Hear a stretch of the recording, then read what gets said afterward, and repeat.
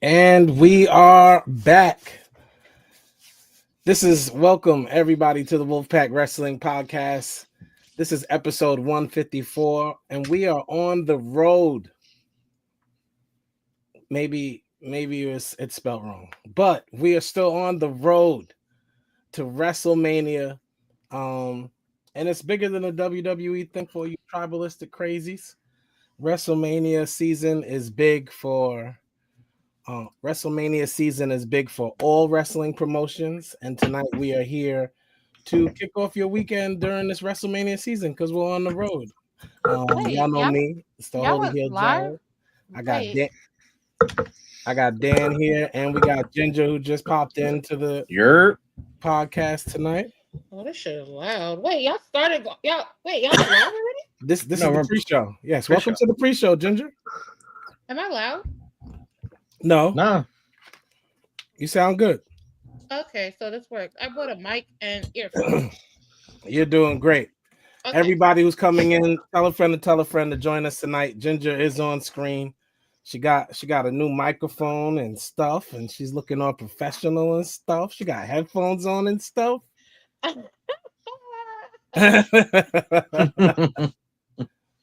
Don't make me blush. Don't make me blush. This is the Wolfpack Wrestling Podcast, and we're on the road, episode 154. And I think I produced the last 5 episodes, and I never asked for this job, so I might quit. Yeah, I might quit, or at least take a sabbatical. This was a lot, and but I love my co-hosts. We love our viewers, our listeners, our fans. Oh, we love you too. We love Yeah, you bro. more, actually. Yeah, yeah, man, for real. And I know the escape this provides for a lot of people, so we're here to talk about some wrestling. And we're gonna try to keep it to an hour and a half maximum again, like last week. I think it's a nice time. I think it's good we get off the show by at least 9:30. At most, yes, 9:30. yes. You hear that, Josh? So when you come back, no more 2 hour and 45-minute episodes. We don't want to do 2 hour and 45-minute episodes. 3 hour episodes. It's crazy. I get off here at 10:30 and my wife is like, what were you doing? I'm like, I know. That's nuts. But everybody, please share this as you come in. Tell a friend that we are here like we are every Thursday night. 7:30-ish is a lie. It's more 8-ish, but it's only 7:43. So Yeah, we're already here. 30-ish is a lie. It's more 8-ish, but Oh, wait a minute. that's all right. I'll take the echo. I That, hear myself. that was me. I'm trying to share it to somebody. How do I share the YouTube page? Yes, everybody come and share. Just don't share. We ask you to please like, comment, subscribe to these pages if you haven't. And of course, you can send stars and all those good things. We appreciate that. Yeah. Don't This forget to is- check out our live shows, our live reaction shows. Yeah, but those are intense and y'all seem to love those. So we apologize we couldn't get one done for Revolution. Somebody should tell AEW to make their events free with the streaming service. The way, since I want to talk, compare them to WWE. Right, because WWE, there are a lot of things, but they're not that cheap. Exactly. Now, I will say their show prices have gone up, but that's because of Netflix. Let's just blame Netflix for that. Right. Well, my Netflix comes with my phone subscription, so We will be doing. I will be doing 2 WrestleMania shows that week. I will definitely be there doing their live reaction. So I will be doing live reactions, and yes, I will be on this camera screen. Now That's that I have right. all my equipment. WrestleMania weekend is my birthday. The 19th is my birthday, and actually I have a show that day. Well, maybe if not, I might impulsively fly to Vegas. ooh, Because my wife, my wife and I about to open our church soon, and it may not open till after Easter Resurrection Sunday. So Okay. if that happens, I may impulsively go to Vegas. ooh. I mean, what's stopping you? Exactly. Absolutely nothing. Oh, Absolutely nothing. There you go, brother. And I take it all as a sign until Davina gets pregnant that I guess I can run around until she does. So until she gets pregnant, we're just gonna run around. When she gets pregnant, I will be buying you guys a stroller. That I will do. Thank you so much. I'm gonna hold you to it too. I want to have the best baby shower gift, which is always a stroller. That is a fact. So she gonna buy you something that's got USB phone chargers and Yeah. air conditioning. Oh yeah, I'm gonna get you something real nice. Yeah, Ginger, that just really made me happy. And so, like, my niece and nephew, whoever come. I'm supposed to be the holy heel in the show. You just made me all happy. I'm all giddy. You just turn face. I'm gonna do that. I refuse to turn face. I said from day one, I turn face when Jungle Boy Jack Perry turns face. And since he's not even around, he can't turn nothing. So we need to talk about the Young Bucks too, man. Where in the hell are they at? Where's everybody? Where's the Elite, bro? I don't know. Listen, the Elite not in the All Elite Wrestling is a big issue, and especially when it comes to the title picture. And we're going to talk about it tonight because by golly, I can't stand Jon Moxley versus Edge, and it's still going, and it's still going, and you're still doing it. What is going on? I'll go on a rant. I'll go on a rant when that goes on. When we you talk guys about it. You guys don't like the Moxley and the Cope mechanism? No, we'll talk about it. We'll talk about it. Mm-hmm. Not even close.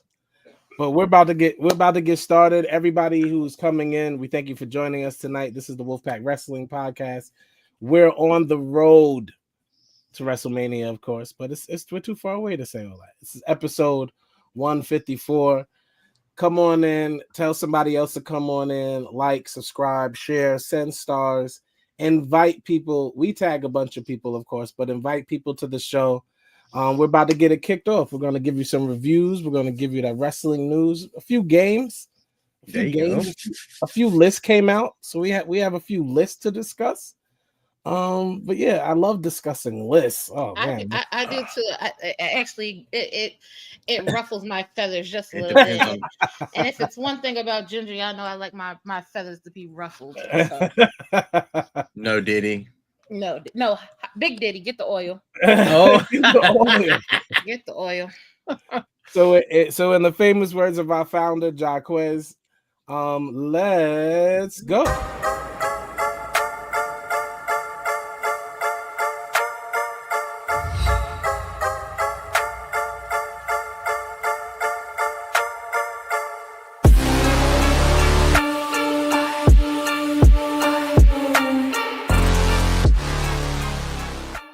Disclaimer under Section 107 of the Copyright Act 1976. Allowance is made for fair use for purposes such as criticism, comment, news reporting, scholarship, and research. Fair use is a use permitted by copyright statute that might otherwise be infringing. Non-profit, educational, or personal use tips the balance in favor of fair use. The following program is rated TVMA for mature audiences only. I tried to tell them not to curse, but it happens.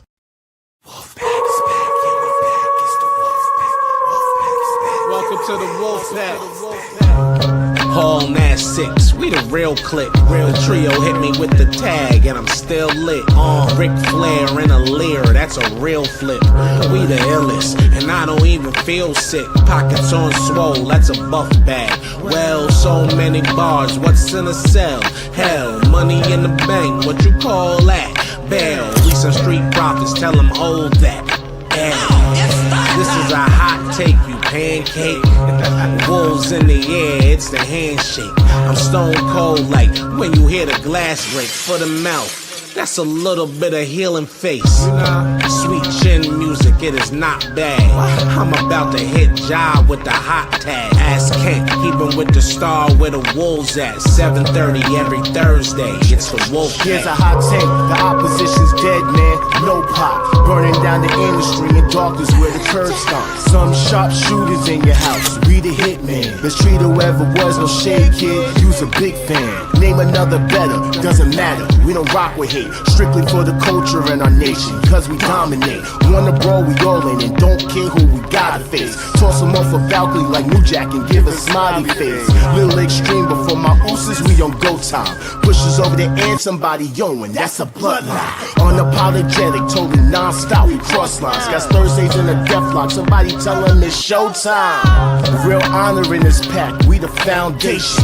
Final countdown, yeah, we got the crowd waiting. Every Thursday, 7:30 ish, and the show is stacked. Go and run and tell a friend we back, it's the WOLFPACK.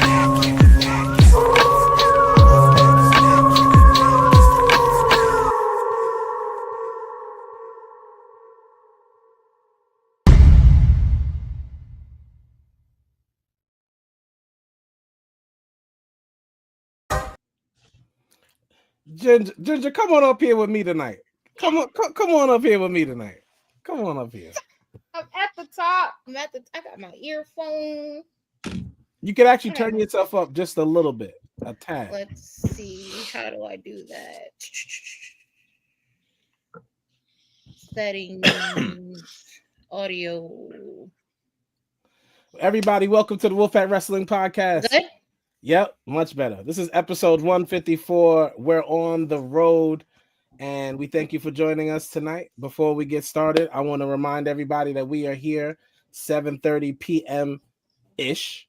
And you can follow us at the WOLFPACK Wrestling Podcast on Facebook, YouTube, Instagram, and Twitch. We have not been on Instagram for the past 4 or 5 weeks because I do not have the key like Ja does. And since we've been filling in for my boy Ja, we have been on Twitch exclusively for the full 2 hours. And we want to thank you for joining us on Twitch and tell our Instagram peeps we'll be back soon. Facebook and YouTube is up and at 'em, though. Go there, subscribe, like, comment, send all the stars and all the good stuff. I am happy to see y'all tonight, man. I'm happy to see you guys too. Oh, what's up, Brady? Yo, Brady, what's good? Yeah, Dan on the comments. Look at the comments looking all sharp, telling me he on Facebook. What's this? We done upgraded the comment box. That's fire. That's fire. So we're gonna start with the shows that we have to review. We're gonna review 2 shows right out the gate. We're gonna start, of course, with Revolution. Which I'm going to say for the 50th time, and I don't care how anyone feels, these pay-per-views are too long. I mean, look at the match card. Out of here. These pay-per-views are too long. To be honest, in the length of an AEW pay-per-view, I've watched a WWE pay-per-view and a press scrum. Which is insane. I've watched both in that time span. But tonight we are here to discuss Revolution. I want to touch on a few points, and then we'll go ahead and give our grades tonight. I want to start at a very high note for me because I don't like Trevor. Future title shot match: Swerve Strickland defeated Ricochet. I got something to say right quick. Where's the games? Oh, we're gonna play the games after the reviews. Oh, okay. The games after the reviews. Okay.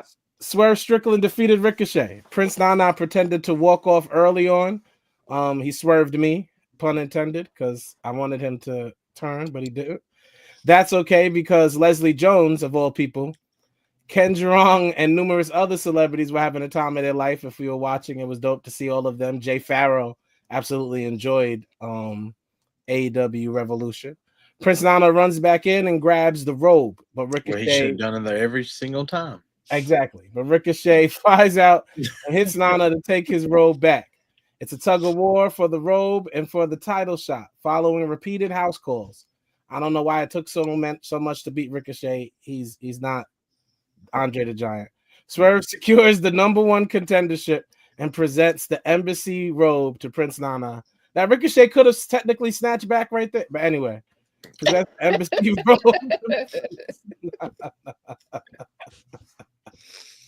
I'll ask about the matches at the end. We had, of course, this match, which was crazy. I'm starting to love Hangman Page. Is it just me? I like him a lot. Yeah, he's cool. I can get with the Hangman wave. So MJF tries playing mind games, but Hangman is all business. At one point, Hangman moonsaults off the railing and gets MJF into a pile driver. MJF flips through and then pile drives Hanger on an open chair. It was fire. The spot was fire. Adam Page gets back in the ring and nails MJF with angel wings, but with Max landing his face first. For anybody who hadn't seen the Angel Wings Adam Page hit on MJF, it was insane. Hanger hits the buckshot lariat for the win. We'll talk about Dynamite later, so we see how MJF feels about losing.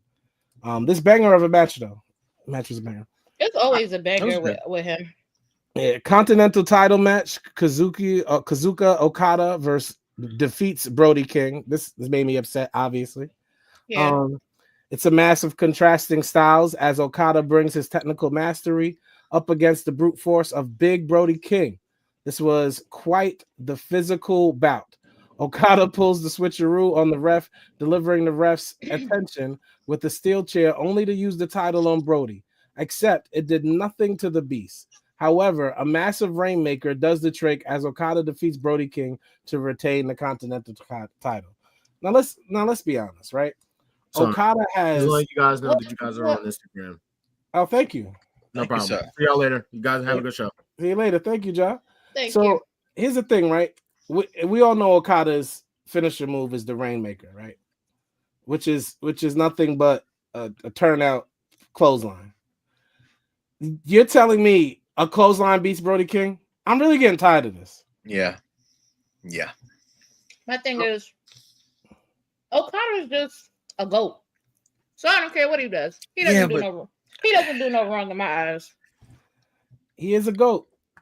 And we'll talk about this a little later. The booking going on right now in AEW, it's hit and miss. It's very hit and miss. He is a GOAT. But for me, you should be trying, like Brody King. We all know Aleister Black has left. He's probably going back to WWE. Brody King, at least show him some good faith in the situation and let him get some W's, build some momentum. And he shakes off a chair shot, but then goes down to a clothesline. It's like him losing to Darby Allin for me. Brody King's losses don't make sense to me the way he loses his matches. Maybe they're just letting him lose to build him up. Yeah, listen. He's a monster. Yeah, he can't become a sympathetic babyface because he's too big. He's a monster. He needs to be unbeatable. They have to change what they're doing with my guy. That's all I'm saying, man. Change what you're doing, my guy. Stop doing my guy like that. It's inappropriate. It is. Something that only John's gonna care about. The Hurt Syndicate defeated the Outrunners. This match was nothing short of a destruction. Shelton Benjamin and Bobby Lashley out wrestled them the entire time, and overpowered Truth and Turbo. Outrunners did manage a comeback. That should be in quotes. It doesn't last long as Lashley spears and slams both Outrunners by himself. So Shelton gets to fall to retain the title. Tony Schiavone rightfully calls Lashley and Shelton the true juggernaut team that nobody will be able to stop, and Excalibur agrees. Evidently, these men are gonna have these titles for a long time, which is fine by me. They're gonna be hey, I'm fine with it too. They're gonna be champions for a very long time.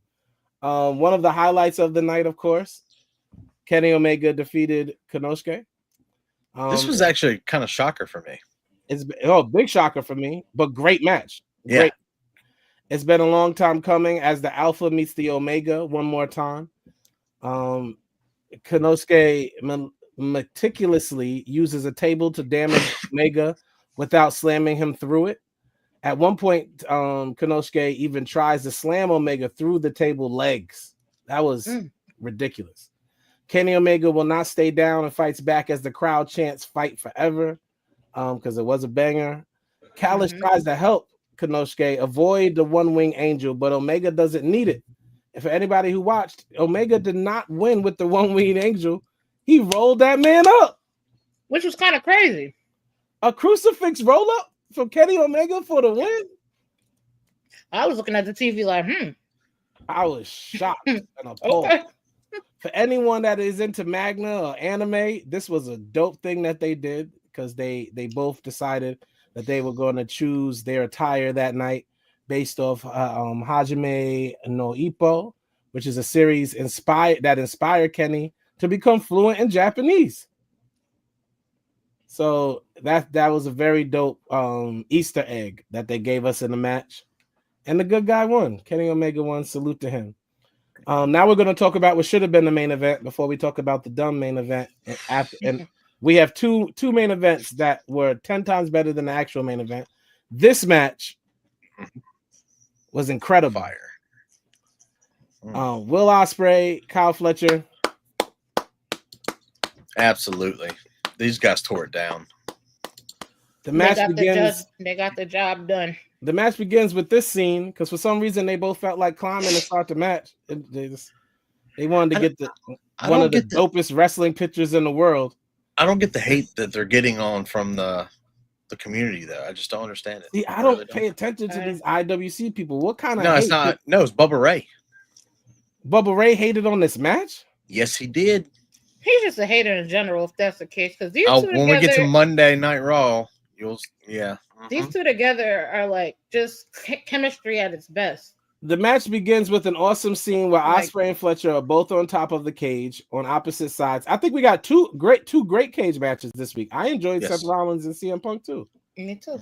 Yeah. But starts with both of them on top of the cage on opposite sides. It was fire. Each man knows how to counter the other. They had a great back and forth. Mark Davis uses bolt cutters to enter the cage with a duffel bag of weapons. But Ospreay kicks the door into Davis. Fletch appears to try running away, but surprises Will with a screwdriver, and it's still not enough. Will uses it on Fletch on top of the cage, and then a Spanish fly from the top of the cage. That was dope. Fletch yells how much he hates Will Ospreay as Will hits him with a hidden blade and Tiger Driver 91 for the win. As the kids say, cinema. It was. That's what they say. I loved it. I love the cinema. Is that what they say? They say cinema. Oh, okay. That's cute. This happened. I almost wasn't going to talk about it because nobody else does. Mercedes beat Momo. I do not like her name. Mercedes has seemingly met her match as Momo tanks Monet's offense. She has not met her match. No. Soon, though, Mercedes finds her stride and gets the better of Momo. Billy Starks, which I guess is the feud that they were building through this match, which was annoying, watches and takes notes from a private box. Here's my question for Billy Starks, and we'll get there in AEW. But you wrestled Athena for 3 years since you were 17, and that didn't help. So, what kind of notes are you taking on Mercedes? You take bad notes on how to lose. On how to. You wrestle somebody 7 times in Athena, you should figure it out at some point. And you lost to her consistently, so I don't have any faith in Billy Starks. But let her cook. Hey, if you say so. My favorite. This was my match of the night. I have no idea what story is going to replace this because it was the best one AEW had. And in the Falls Count Anywhere masterpiece, in the Hollywood ending match, it starts immediately on the ramp. Mariah May quickly takes Luther out of the equation, but Toni Storm drops both of them off of a ramp into tables. Toni and Mariah tape their fists and dip their hands in the broken glass. Toni, with a crimson mask, finds the shoe. This finale is truly a horror film as the women go back up the stage. Toni uses the shoe to get her revenge before hitting Toni Storm on a table that says Hollywood ending to win. And on the Tron, all it said was the end. What a beautiful masterpiece. Now, I know it's just like the beginning of the year, but this has the potential to be match of the year. Be honest. Match of the year and feud of the year. Yeah. And feud of the year. Yes, sir. An absolute incredible feud. Wonderful job, ladies. Like it is amazing how you can be like, look at this. They didn't miss. Every match they had was fire. They did not miss. And it's a shame. And it's a shame that these women could do such a better job than this nonsense. Than whatever this nonsense is. See, there's a problem when you have creative control of your own contract and you allow your talent to do that. There's a problem when Edge dresses like Angelica. Why? What? Why does he look like some low card? I got fired from AEW 3 years ago. Wrestler. Why does he look like this? Anyway, Edge looks like somebody's grandfather trying to wear Gucci.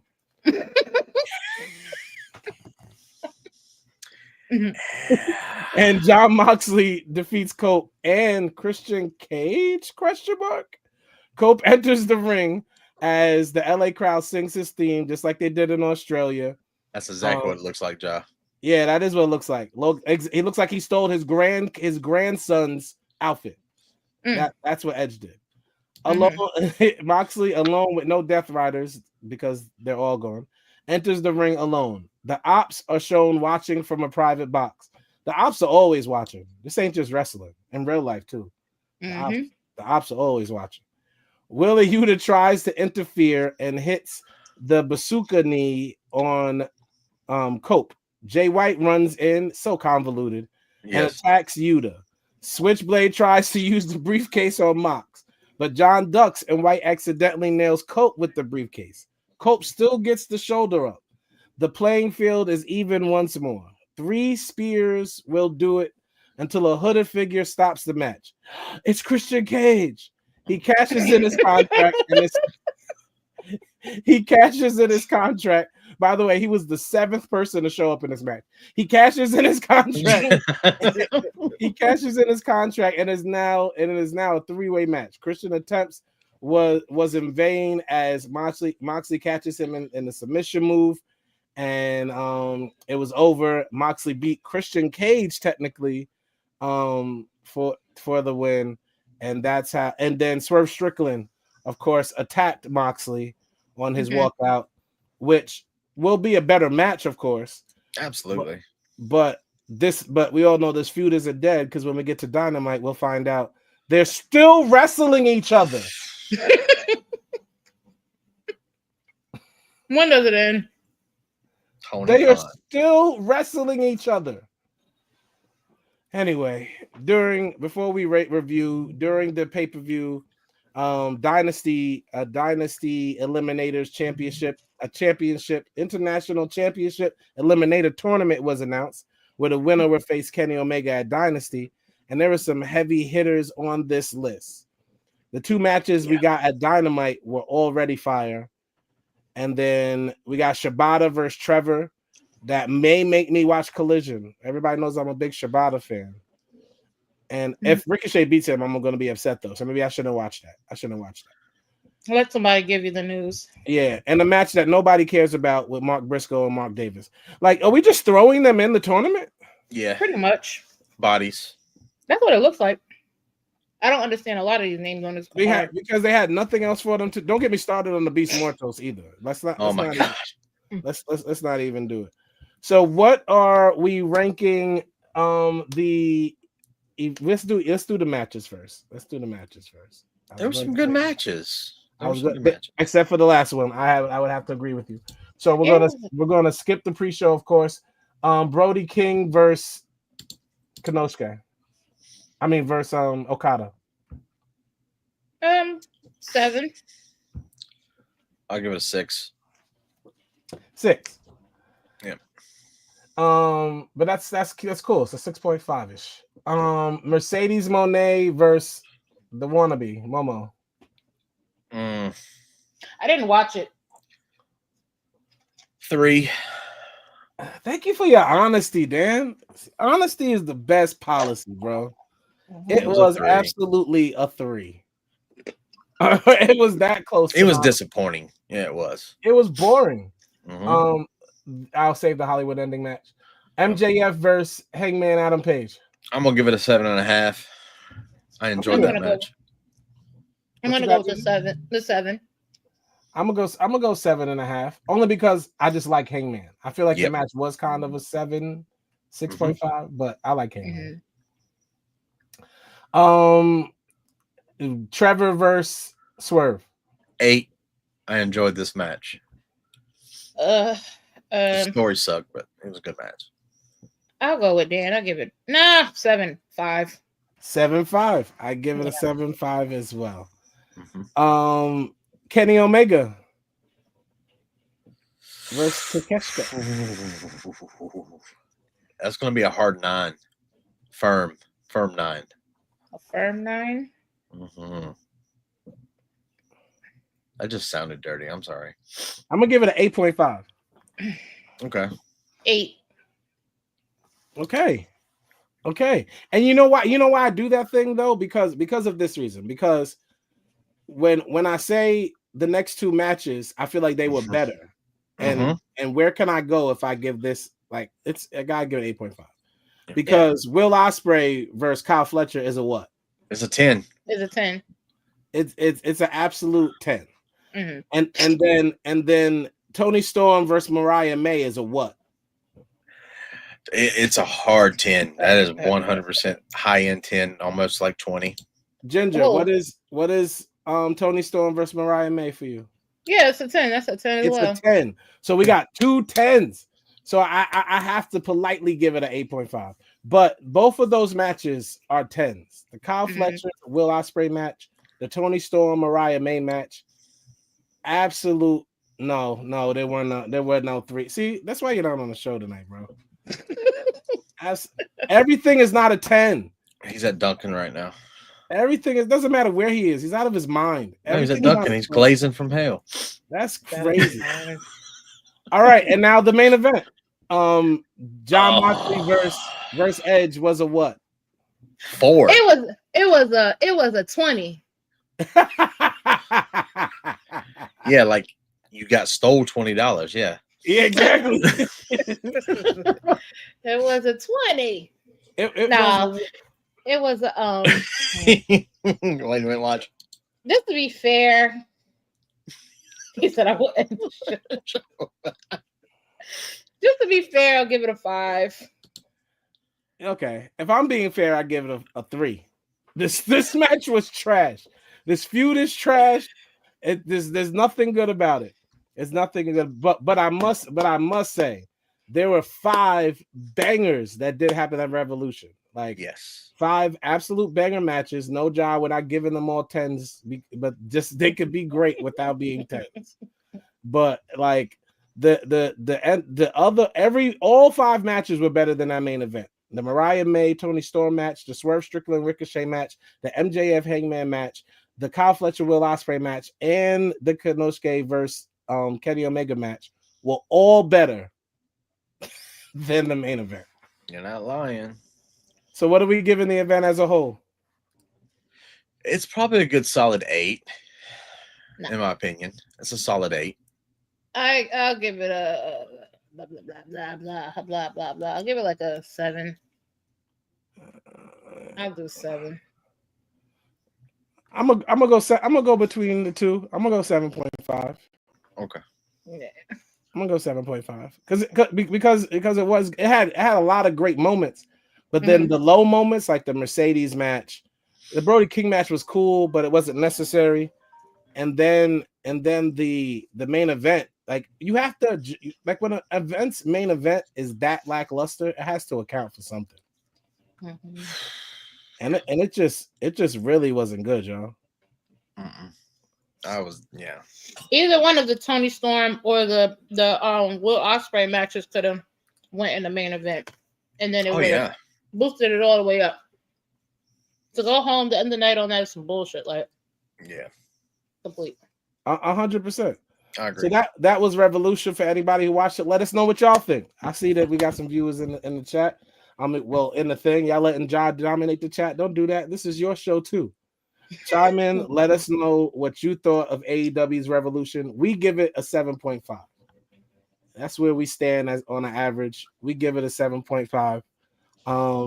I think we should remember these ratings for at the end of the year when we do what was the best event. We could just go back. This was This was a good pay-per-view. It wasn't trash, bro. It would have been great if they removed their main event. Yeah. And their Mercedes match. You could have started with the Brody King match to swing us in and then gave us those 5 bangers and then out.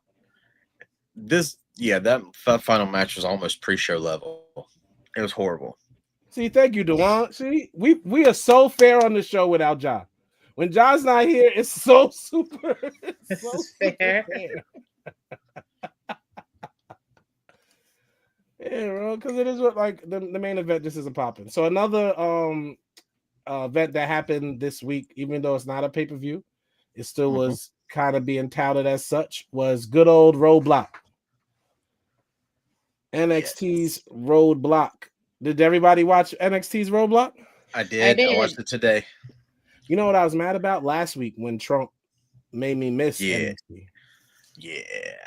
When who did what? Ginger, tell your president don't be just talking when NXT is on. Oh, just my president, huh? Yeah, don't. Yeah, yes. He had a speech. I'm emancipated. I'm in this world, but not of it. So you're not of it. No, that's your president. If you don't want to be here, what did The Rock say? If you don't want to be here, we're gonna get you up out of here. All right, let's go to the next. All right, what's we got? Jordan Grace defeats Roxanne Perez in a great match. It was a good match. Yeah, like that dude has gotten such good shape over the past 6 years. Every time you call a dude, it's just too funny. That dude. Like, and that's Y'all the thing. leave that nice young man alone. How was little Roxanne gonna beat that guy? Mm-hmm. I mean, she defeated Raquel. The same way EO defeats. I agree, Dewan, and we'll get there. They did originally say that match was title for title, but they changed it because they couldn't have Moose looking stupid.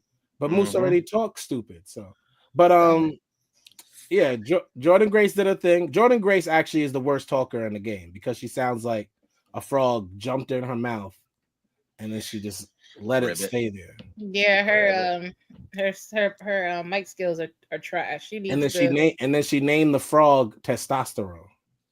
So, could you imagine? Oh my. Move. The Hardy Boys. Listen, Fraxium. As much as NXT doesn't have a tag team division, they have one of the best tag teams on the planet, and I think NXT knows that because they just let Fraxium go dumb all the time. So the Hardy Boys defeat Fraxium though and retain their TNA championships. But it was a great match, especially to open the night. Like it was a fantastic match. Oh yeah, and that place was packed. First, the venue, it was pretty packed. And it looked beautiful with the laser lights. I loved it. I was just about to say about the lights too. It was good. It was nice. Yeah, it looked good. Good job, NXT. And then this happened that I saw many people comparing to when Undertaker dapped up John Cena, but John Cena wasn't a 6'10" behemoth Nigerian. So that big Wakanda man, oh my goodness, he just makes my heart melt. Like the chocolate he looked like that Godiva chocolate. All right. So the young OG Javon Evans got his revenge on Ethan Page and beat him with a spring. If you did not watch, please go back and watch. This man hit a springboard cutter on this man on a chair. Yeah, with the chair wrapped around his neck. Please go watch that. This was a good match. And then these dumb idiots. Oh, bless you. And then these dumb idiot fake Shield dudes jump him after the match. I hate this group. What is going? What are they? What is this? It's the trick squad, bro. No, if it is great, but they didn't jump the right person. They were supposed to jump the fake Native American dude or whatever he is. Hey, this is PG. Yeah, I'm chilling. Thank you everybody for joining. Do not forget to hit that like button. Feel free to jump in the comments. We talk back. But please hit that like button. We love that y'all come in and listen, but just hit that like button. So moving on, we had the racially ambiguous Mickie James giving advice to the racially ambiguous Jada Parker.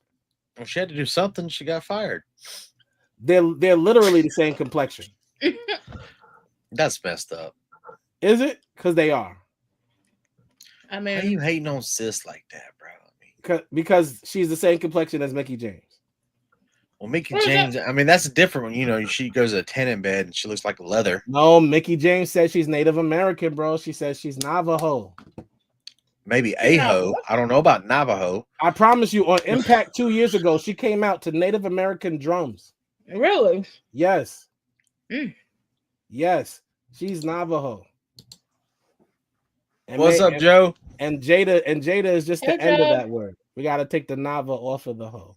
That's what I said. What's good, bro? I just put under what you just said. Thank you. And then the ruler Obafemi retains his NXT championship in a physical match. That's what we'll call it. I like that word because I'm not going to say it was Of course he did. Just look at him. Physical match with TNA's X Division champion Moose. I'm sorry, but Moose is the most non-intimidating big person in wrestling.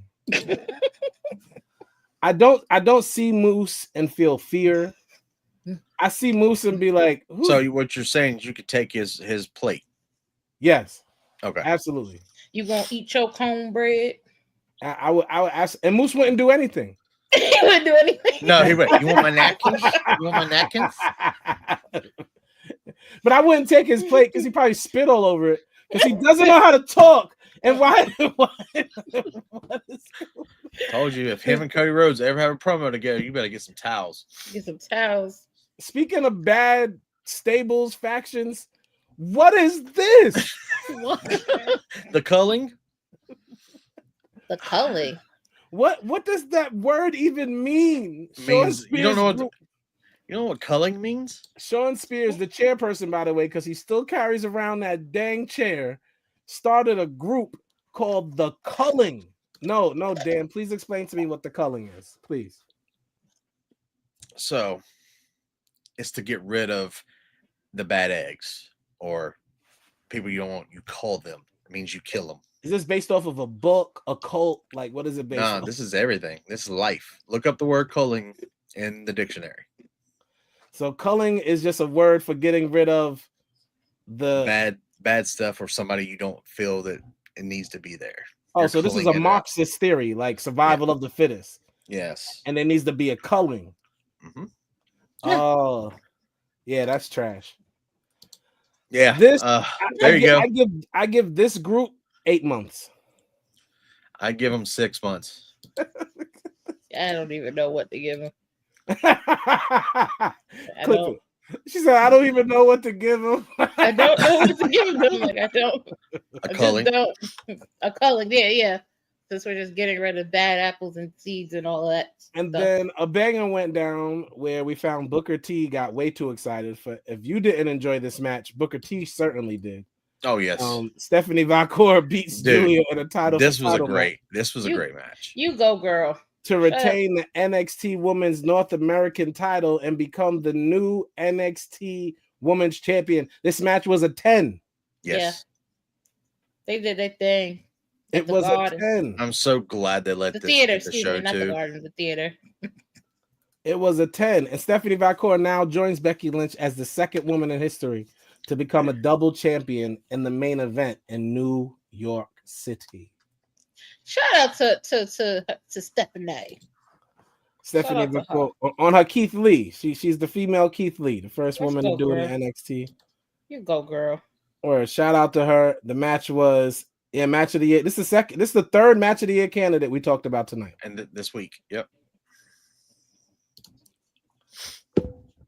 Yeah, like absolutely excellent. So that will be it. I'm going to do this, even though y'all know how I feel about this. I don't want to talk about it later. Real quick, because there's nothing to talk about SmackDown except for this. This low budget, horrible. Yeah. Why are the bottom of his boots red? Yeah. Stop, Ginger.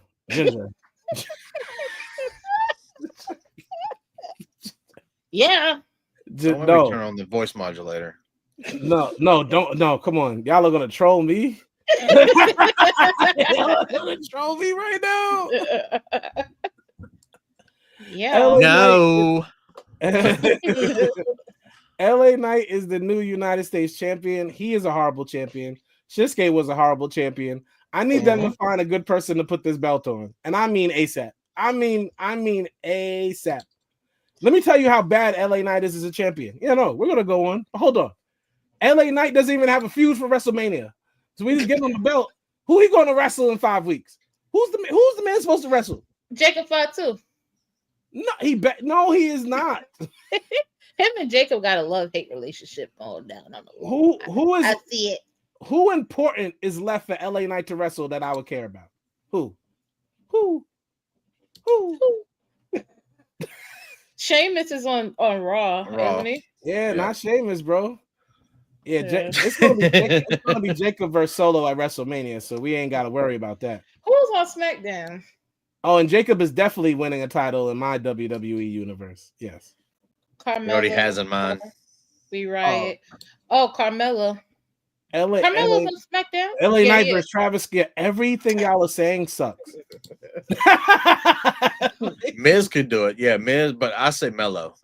Miz versus LA. No, that's just another person that LA Knight like obsesses over. Obviously, he wishes he was Miz Hulka Stone Rock. You know what? Yeah. Why not Fu? Why not Fatu? He's got bigger fish to fry than the US belt. No, Fatu is not a mid-card talent.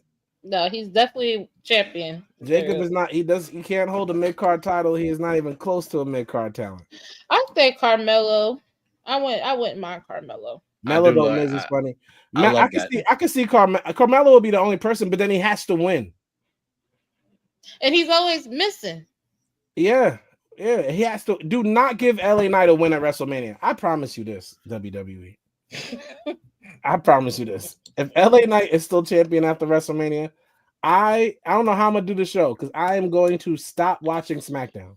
I will not watch SmackDown. I'm already there to the point. Well, you know what? Let me ask you a question. What is it that you dislike about LA Knight so much? What is the problem? He's overrated. He's not like. What about LA Knight screams superstar to you? The fact that the crowd says yeah.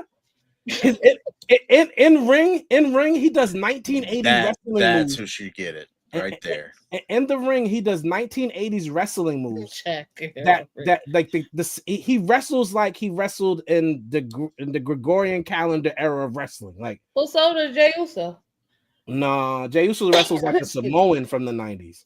LA Knight wrestles like he can talk, but he gets all his sayings from Rock, Stone Cold, and everybody else. Yo, and Ron, he can barely talk. 2 weeks ago, he told us it's okay to cry.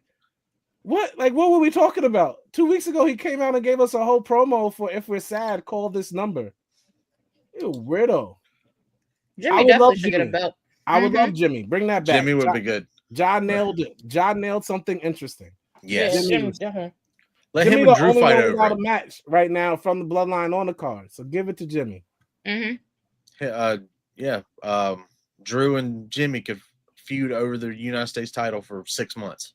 Yep. And you'll have bangers. Give it to Jimmy. I absolutely agree. But speaking of the championship, and Shinsuke losing, Shinsuke's contract is reportedly up soon, and there's no interest in WWE to renew his contract for a new deal, as of reported by Pro Wrestling Torch. Anybody want to see Shinsuke leave? Shinsuke stay? How we feel? I just blacked out. Put that back up. Which one? This one? The Shinsuke. The picture. Oh. Shinsuke Nakamura contract is reportedly up soon, and there's no interest in WWE to renew his contract for a new deal. Retire. Go ahead. I love Shinsuke. You said retire, Ginger? He should retire? He might as well. Because he can't go back to Japan. He has to retire. This is true right here. This is true right here. Great character change. Oh no, it was horribly booked, and really it was done because they didn't know what they were doing. They were trying to protect LA Knight through the whole process. And why do y'all like LA Knight? How about that? Somebody tell me that in the comments. Why do you like LA Knight?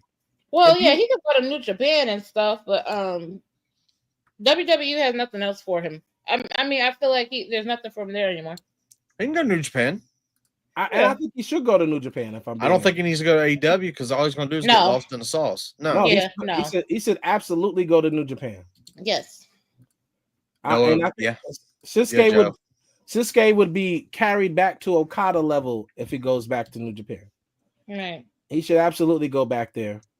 I mean, that would be a fire match job, but I mean, that's fantasy booking. No, it's way fantasy booking. He should not go to AEW. I do not want Shinsuke in AEW. No, I don't think that would be a good move neither. That is not going to help him at all. Too many top stars there. Yeah. All right, so let's play the Gamos. It is let's play the Gamos. Build your faction, your 4-man faction with $10. We did this one already, but no, we you did it. mixed No, it we up. didn't. Hold on. Actually, pause. I forgot to do this. What are we rating Road Block? Road Block? I give it a 7.5, 7.5. Ginger? I'll agree. I'm gonna give it a 7 because it wasn't as good as Revolution, so I ain't gonna play like it was. So I'm gonna give it a 7. Oh, of course. Okay. This guy. Right. You're like Booker T. I could see you doing the Booker T, the whole Julia. Oh, we got some hires. We got Joe's got 8. Brady's got 10. It was a good event. I'm not shaking it. I'm not mad at those. I'm not mad at anybody's scores. Build your 4-man faction with $10. So you're going down. So you're picking a powerhouse, you're picking a high flyer, you're picking a striker, you're picking a technician. Ooh. Oh, okay. Well, Go ahead, Dan. Powerhouse, I'm taking Roman. Okay. High flyer, I'm taking Eddie Guerrero. Striker, I'm taking Orton. And technician, I'm taking Kurt Angle. Oh, you still had $1 left. I know. I'll take give me the high guy. Give me Rob Van Dam. I'm fine. Okay. Ginger? Let's go powerhouse. Let's go Roman. Mm-hmm. Yeah, we'll go Roman. High flyer. I'm gonna go with my boy Rob Van Dam. You keeping it cheap. Striker, because I'm just being biased. It's people I like. Striker. Oh, HBK. On Shawn Michaels all day. Mm-hmm. Technician. Kurt Angle. Okay. And because I have money left over.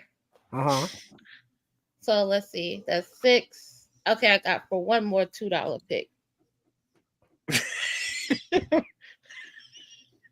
We're not done yet. Yeah, you don't know what I'm gonna do. Screw it. We're gonna put both Seth and AJ in there. Okay. So I'll take the whole bottom row plus Shawn and Kurt. That's a dope faction. Now, y'all know when I do this, I like to think of factions. And to be honest, no, I'm not picking John Cena because John Cena is really a jerk in real life. John Cena was on a reality show with his, at the time, fiance, Bella. They did a reality show and they showed too much of John Cena's reality. He's a jerk. Mm-hmm. He is. So, oh yeah. He didn't turn heel. They just let him be himself. Drew said it though. He said, "We just see just what we've been seeing." Yeah, John Cena is not that guy. So, but I've always known that. I've never been a John Cena fan. Sure, the heel turn was amazing. I'm still not a John Cena fan. So let's scratch. I said it last week. I said, for the record, I've never been a John Cena fan. Yeah, John Cena's house rules were crazy, John. Yeah. Yeah, you have to turn the door handle a certain way. You couldn't talk at the table. Like it was some weird thing. Like you could. There were like things you could talk about at the table and things you couldn't. You had to tell him when you was going to bed at a late time at night. You had to text him and let you know if you were going to be up late. Yep. The hell are you, my dad? Daniel Bryan gave him that look like, man, fuck you, I'm out. Daniel Bryan's like, yeah, I'm going back to where I can smoke my weed and eat my herbs. I'm good. Yeah, he was crazy, bro. So anyway, Roman Reigns, one's up. Yeah. After Roman, we gotta go. We gotta go. Wait, who's gonna get along with Roman? I can't do that to Roman. All right. So after Roman, I gotta go Rob Van Dam too. So Roman, Rob, and then Undertaker loves Roman, so I'm gonna go Taker. Ooh, that's $6, and then if it's Roman, Rob, Taker, I gotta go AJ Styles. Yeah, Brady, the Diva, Total Bellas. It wasn't the Divas. It was Total Bellas. Yeah. So that's That's Roman, RVD, Undertaker, AJ Styles, and I have like $3 left over, and I'm gonna go ahead and spend those on Shawn Michaels. Okay. I like it. I like both you guys' list. Yeah, but everybody's list was solid tonight. Those were solid lists.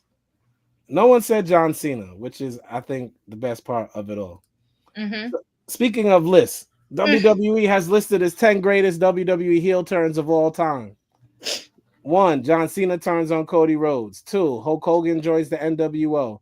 That wasn't yours, WWE. 3, Seth Rollins turns heel on The Shield. 4, Shawn Michaels turns heel on Marty Jannetty. 5, Dominic turns on Ray. 6, Xavier and Kofi turn on Big E. 7, Becky. Why is that even on the list? Ja, stop typing. I know what you're about to say. Stop typing, Ja. 7, Becky Lynch turns on Charlotte Flair. 8, Jimmy Uso turns on Jey Uso. And 9, Nikki Bella turns on Brie Bella. 10, Triple H turns heel on Daniel Bryan unless Randy Orton cash in at the Money in Bank on Daniel Bryan. So this is their list of number 1 being the top. Yes. That is incorrect. Why is Xavier Woods and Kofi Kingston on here? Hold on. I must say, impact-wise, the only thing bigger than the John Cena turn is the Hulk Hogan turn. Yes. Yes. Okay. I agree with you there. Okay. So 1 and 2 are still correct. They're just not in the right order. Yeah. Number 3 is where it should be.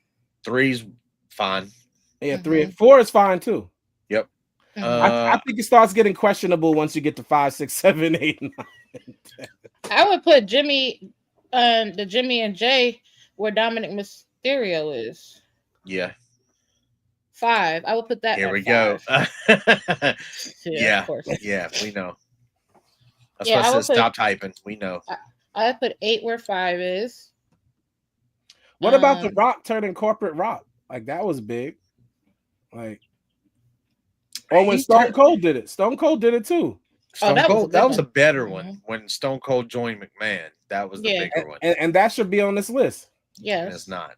Triple H turning heel on Daniel Bryan. Triple H was already the authority. He didn't need to turn on Daniel Bryan. That's what I'm saying. That's like them bringing up Triple H giving Kevin Owens the title that one time. Like, that's not surprising. Yeah, Becky Lynch turns heel on Charlotte. Then that wasn't big. That shouldn't be on the list at all. They never liked each other. No. The Jimmy and Jay's fine. But Jimmy and Jay should be on the list. Yeah. Xavier and Kofi, it is a heel turn for me, for all you people giants that say it's not a heel turn. I don't think it's a heel turn. It's a heel turn. It's just not a top 10 heel turn. No, it's not in the top. No, it's not even a top 50. What are you talking about? It's a heel turn. So I agree. Like 5, 6, 7, 8. Anything anybody watching thinks should be on the list that didn't make the list? I knew it was coming. Ain't nobody care. And as I talk about the list, I realized they didn't do the Chris Jericho turn on Kevin Owens either. I was just gonna. Or say what that. about this? What about Stone Cold turning his back on WWE and joining the Alliance? Exactly. That's another one. That Nikki Hill. Wait, I don't know about that Nikki turning heel. That was one thing. She just turned heel because she's Stephanie. You know, her and Stephanie slapped the shit out of that was stupid. Nobody even remembers or talks about that. So right, that's what I'm saying. I don't know why that's up there. They could have left that out. Oh, here we go. Brady. Yo, Brady. And at this moment, he knew he fucked up. Yo, Brady, listen, we love me and Ginger specifically love Charlotte. Yeah. But she's not in the heel turn category. First of all, Charlotte's always been a heel. Yeah. And Becky's a fake face. They only made her a face because she was popular. She's fake. Becky's not a nice person. No, all the way fake. I remember this.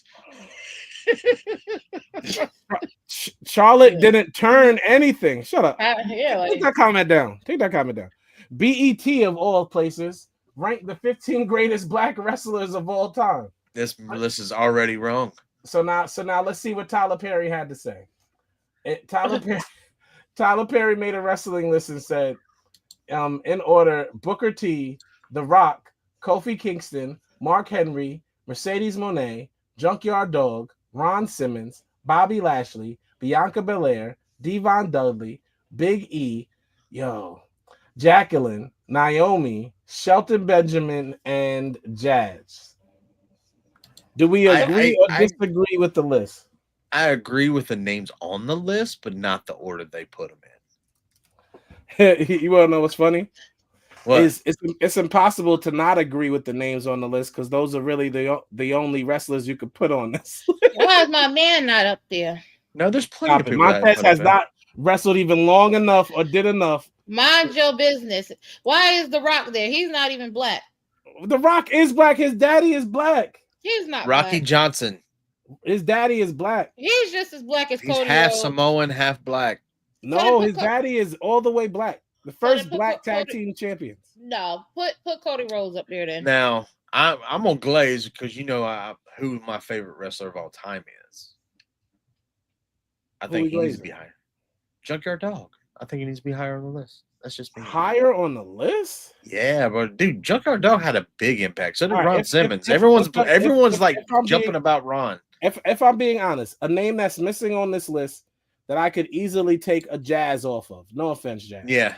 Would be like I think I offended somebody. Would be Jay Lethal is missing. D'Lo Brown. I agree with that one. Here's another one. You ready? Not that one. JRD should be 5. Okay. No, Jay Godfather. Lethal. Jay Lethal should be on this list. Yes, Papa Shango should be on this list. And Jay Lethal. Jay Lethal, Papa Shango. Everyone's saying that Ron Simmons needs to be higher on the list, and I agree with them. Yeah, but Ron Simmons definitely. And Shelton Benjamin should be on this. Oh, he is on this list. He's 14. Oh, he is there. Yeah. Mm-hmm. I would put him a little higher. Shelton Benjamin should be higher. Well, I mean, I don't think Booker's that high end. You know what I mean? No, but we all agree Booker shouldn't be number 1. That's just. Okay. I think Mark Henry is better than Booker T. To be honest. Oh yeah, I like him better. The Hall of Fame was great. Shut up. Oh yeah, he said Viscera. He's trolling. Yeah. Somebody said Viscera. That's like me saying, "Where's Maven?" Yeah, Mabel is Viscera. So yeah, Maven. And he's half white too. He's like Sol Ruka Maven. Sol Ruka. For anybody wondering though, there hasn't been too many African American superstars in wrestling. There's wrestlers, but those who have done amazing things, this list really is only missing like 2 or 3 people. And I can't believe they put Naomi above Shelton Benjamin. Yeah, that's disrespectful. And Jacqueline and Biggie, like he should be right after Devon. Would y'all put MVP up here? Yeah. No. I would. No, he would be more of a manager's list for me though. MVP's a real fighter. He wrestles cool. Do I think the only person that's questionable is Jazz because there are people like Papa Shango, aka the Godfather. There are people like Jay Lethal, who should be above her. I want to put MVP above Papa Shango. Truth. I want to put R-Truth above Papa Shango. No. Yeah. So if we don't have the Godfather on this list, then it's difficult for me to add those people. R-Truth should have definitely been up here. So who are we taking off other than Jazz? Ooh, that's just like you're just asking for a fight. Well, I'm gonna take off Biggie. I'm gonna take him off. I'm gonna take off. I mean, let's be honest.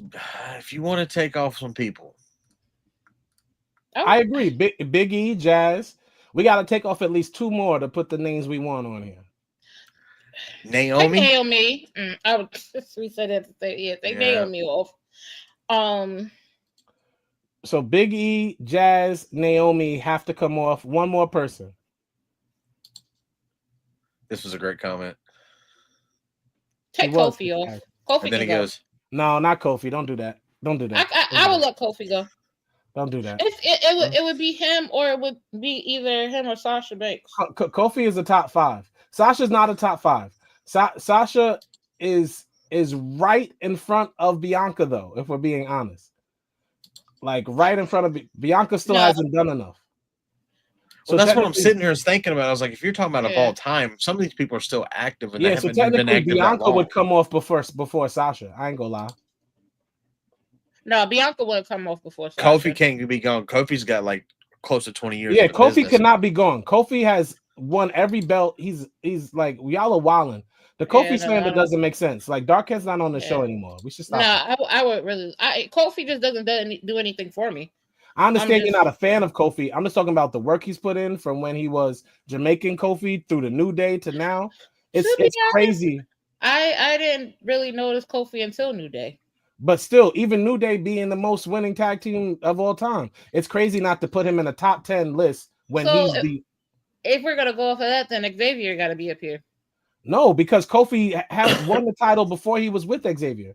He won several Xavier titles hasn't done anything. With Xavier. Xavier's been a tag team champion and I think Intercontinental, and that was it. Kofi is a top 10 African American wrestler. Then who are you getting rid of? Yeah, they are playing on Bianca top. Bianca is way better than Sasha Banks. No, it's not about better. It's about best of all time means everything. Yeah, she's a better wrestler than Sasha Banks. She does not have more accolades than Sasha Banks. She's not done more than Sasha Banks. Thank you, Ron. Oh, I was gonna say, what? Because Sasha Banks had 4 titles. Yes, that, and then Sasha left, and she's doing well. But you can't hold 4 titles at WWE. Yeah, you could. No, I'm not talking about her holding 4 titles in AEW. I'm talking about in WWE. She won the championship more than what Bianca did already. That was behind the scenes shit. No, hell no. Everything is behind the scenes stuff. Is wrestling. No, I don't. Bianca outshines Sasha Banks to me. Mercedes is the only reason Bianca lives, if we're being honest, because the women's revolution would have never existed without Charlotte, Becky, Mercedes, and Bayley. If those women never did what they did, women's wrestling wouldn't be as popular as it is. And I know I normally like crank on Mercedes, but I gotta be honest for this list purpose. No, Bianca is still the longest reigning African American champion in WWE history. Correct. She is. There will be no women's revolution without Mercedes. Bianca is better than Sasha. Period. Well, then Naomi's back on the list. Here's the issue about lists. It's not about who wrestles better. No. So then, what is it about? It's about who, like, everything, character. Oh my God! Championships, the whole thing. Yeah. So okay, Sasha Banks hasn't held the title for that longer than Bianca Belair. Sasha Banks didn't carry WWE at all on their back for so long. Mercedes. Well, I got it. Bring this on for a second. Ginger, I understand you may not like Mercedes. It's not about liking and something. I'm just trying to speak the facts. Just list the accolades. If I'm not mistaken, Mercedes is not a Grand Slam, but she's a Triple Crown, correct? Yes. In WWE. Okay. Bianca is finally just became a Triple Crown in her last reign with the tag titles, correct? Mm-hmm. Okay. Now, outside of the WWE, what titles have Bianca has accoladed? Well, Bianca hasn't been outside of WWE. Exactly. She would have to go outside of the WWE to have more accolades than Mercedes. No, she wouldn't even have to leave. Even if she stayed in WWE and just continued to put on, eventually, I think it's a timing thing. If Sasha's wrestled for 7 years and Mercedes wrestled for 13 years, somebody who's doubled her, and to be honest, because she's an African American woman, has really opened doors for Bianca. If I'm being honest, when it comes to that company, how could we say somebody who came before and the reason to open that door for you is higher than you on a list? For me, it doesn't work. But I agree that Bianca's a better wrestler. I hate Mercedes' finishing move. That's disgusting. But I'm not gonna hold you. Like, Mercedes has done a lot. She's done a lot. Yeah, I wasn't up here hating on Mercedes or nothing. I'm just saying, to me, that's my personal opinion. I ain't gonna take that away from me. Bianca is better than Mercedes, whether she won more titles or she didn't. I don't care what she did or what she didn't do. She's not better than Bianca Belair. No, that's fine. So we're not gonna take Bianca or Mercedes off the list, is what I'm saying. So who are you taking off? Because you said I couldn't take Kofi off, and I said it was between them. So who are you guys trying to put on your list? No, the point is that we have people like Papa Shango, Jay Lethal, like R-Truth. These people no Jack. But that's the thing. This list was specifically for only the people in WWE. It doesn't say that. That's why I know. But when BET released it, it literally said the greatest WWE Black British champions. Sorry, not British champion, like okay, it's a WWE list. I take it back. It can stay how it is. I could well, other than Booker T being number one. I will still take out Jazz. Me personally, I will put MVP. The reason why I kept saying MVP in the comments is due to the fact that MVP is actually the second longest African American to hold the championship title. MVP over the Godfather is ridiculous. And that's all I'm saying. Well, no, I wouldn't put him over the Godfather. Ron, you're comment as much as you want, brother. And that's my point. If we take out Jazz, we can only add one person. So I'd add the Godfather. Well, we taking out Big E too, correct? Yes. Yeah. So you take out Big E and you take out Jazz, at least 2 spots. Okay, but I forgot Jay Lethal's not WWE because I still believe Jay Lethal's a better wrestler all around than MVP. One day we could do a whole give our top 10 black wrestlers. We can definitely do that. You know what I'm saying? And don't even have to be promotion specific. They got the woman correct, but I could easily take Jacqueline off of this list. I know we were saying Naomi, but it would be Jacqueline for me. I would pick Jacqueline and get rid of Jazz. Even though I love Jazz, but Jacqueline has way more accolade. Yeah.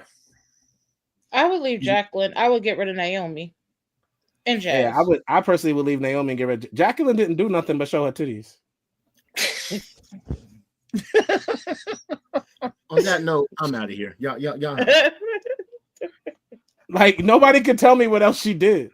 She was on TV to be the black sex symbol because there weren't any women doing it. Yeah, she didn't her wrestling matches were never longer than 25 seconds. There's no way. Short. Well, that was also who was in charge at the time. It doesn't matter, bro. What am I judging it off of? I can't wrestling. She's not on this list. Jacqueline is in no way on this list. So also, you never said who you were going to put up there. Who you were? As a matter of fact, who you were taking down? Who are the people you're taking? I'm taking Jazz down. I'm taking Jacqueline down. I'm taking Big E down. Okay, and then who are your picks? Who to take down? Yeah, I was take Naomi down. Well, Big E's got to go. If we're gonna add more people on, Big E would have to go out. Jazz is definitely gone before Jacqueline. And Jacqueline. Naomi, just because Naomi's only been a tag team champion and a women's champion so far. That's fair. She was a pterodactyl for mad years, so I get it. Yeah, she was a what? Pterodactyl. Yeah, she was a pterodactyl. She literally was. Her and a girl, they started as valets for a wrestler, and then they became a tag team. So you don't remember Brodus Clay? They were Brodus Clay's, for lack of a better word, forgive me. They were they were his employees. Somebody call my mama. Somebody call my mama. Now he's an extreme right wingus on some kind of news network. So he's a Republican dinosaur. Yes, he is. So Ginger, you should know who he is. He's Republican. That should be your guy. You know what? I'm not speaking politics up here today. So that is our list. Those were our games. Let's get to some wrestling talk real quick. According to the wrestling votes, Netflix has given WWE full control over Raw production. The reason for the censoring and multiple blackouts during Seth Rollins versus CM Punk's steel cage match on Raw this past Monday was entirely WWE's decision, as they thought it wouldn't fit the aesthetics. Even while on the network where they can do whatever they want, WWE still decides to censor its product for the fans. Okay, all right, wait. No. I'll let you do it. You go first. Go ahead. We'll be boxing, so you can go. You know what I'm saying? There you go. All right. Yeah. Because that bothers you, but God damn it doesn't. I'm done. No. I got one better for you. All right. Last week I could have swore that Phil said bullshit. He did. Okay, you didn't block that out. Before that, we've been cursing, saying damn, all this other stuff, right? Didn't block it out. You literally told us that situations that was happening on Fox, where they was having the blackout screens, wasn't going to happen anymore, right? Because that wasn't going to happen on USA, and it damn sure wasn't going to happen on Netflix, so you has more free reign. So you mean to tell me that's a problem? That's the problem. This. I grew up in the 90s. Stone Cold during did it the every Attitude week. Era. Every Stone Cold day. did this a lot. Randy Every Orton day. did it.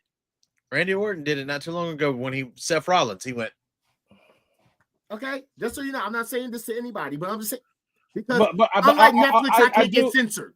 I do want to be very clear that because WWE is an openly trading company, that they do have like people on their board, and sometimes just whoever's on the board could not want something. It has to be somebody that holds a lot of power on the board. It's not creative. It's their stockholders. Bro, I hear you, but let me just say something real quick. It's weird when the person that's on the board and also running the creative is the one who indulged into my brain as a child to walk around and start screaming out, "Suck it." So I don't understand how middle fingers. Triple H actually isn't on the board. He's not a shareholder. The Rock is. He's not. The Rock. The Rock is on the board. Oh, okay, guys. Yeah, so the Rock, who's allowed to come there on Netflix and drop every single fuck bomb. Sorry, I'm not supposed to. Because he's on the board. Because he's on the board. Oh, so because I'm on the board, so I can drop every single fuck bomb that I want to. Because since I'm ahead of the board, I can say whatever the fuck I want to say. You know what I'm saying? So you guys don't like it, you can go and smoke your. Never mind. He also promotes. Read the comment. And he also promotes drinking and driving. He does promote. He does promote drinking and driving, Ginger. He does. He does. Ron's not every wrong. week. Every week, he comes up there with a bottle of Tamana. He gets in that big ass truck that could kill people, and he drives it all crazy. Rolls up, comes out, drinks the bottle, and walks to the stage. Come back out, drink the bottle, get back in the car. That's promoting drinking and driving. So you want everybody to die. He does. He does promote drinking and driving. So yeah, WWE, for whatever reason, they have a problem with middle fingers and certain things when other people do it. When other people do it. So that's that. Thank you for the next 3 weeks. SmackDown in Europe will be streamed live in most of the world on Netflix at 7 p.m., 3 p.m. our time. Yep. But viewers in the United States will have to avoid spoilers until they can watch it on the USA Network 5 hours later. The good news for US fans is that Raw during the tour will be streamed live on Netflix. Yep. So SmackDown will not be live, so we have to avoid spoilers to watch it on Netflix later. But Raw, of course. Well, no, SmackDown won't be on Netflix for us unless you have a VPN. That's right, in most of the world, but not for us. Yeah. We have to wait 5 hours later to watch it. What's up, Durkin? Durkin, what's goody? These two are back together. That's beautiful, man. That's so beautiful. Lana and that is so beautiful. Lana and the girl that said her name backwards. She liked that. Yes. Lana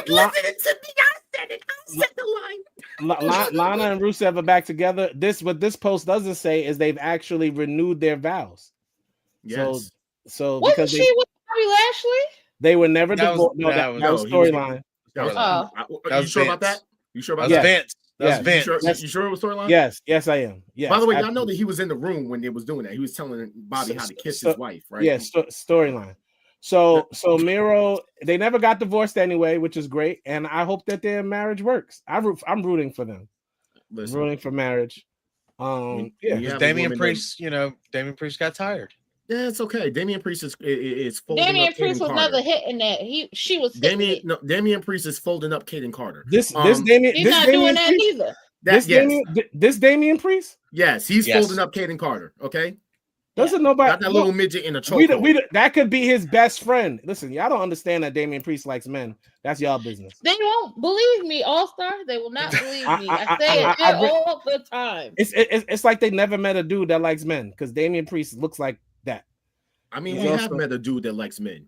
His name is Dark King. He's definitely in love with CM Punk and Cody Rhodes. Let me bring him up here anyway, since tonight's his night anyway. Oh, that's right. All right, bye. I'll see you later. Thank you. I just want to say that yes, that Miro is giving Lana her name backwards. Okay, that was it. That was my non-PG moment of the night. Drew McIntyre has been listening to the show because he also posted that. I love Drew McIntyre on the internet. he posted that Damian Priest is the Temu Taker. So good job listening to the Wolfpack. Yeah, we appreciate it, bro. You should definitely watch us more often. Somebody has been. Somebody has been. We're that cool. Okay, let me not say that. This man right here, huh? Kid Cash, because I know Ginger was gonna say, huh? This right here is good old Kid Cash. This man right here, he retired in 2017 to do mounting injuries and reoccurring fast injuries that at the point just needed to be treated, healed, and rehab. Over the years, he's had replacement surgeries and rehab. His body, ended the rehab. His body was in desperate. He's announcing that he is back to wrestling.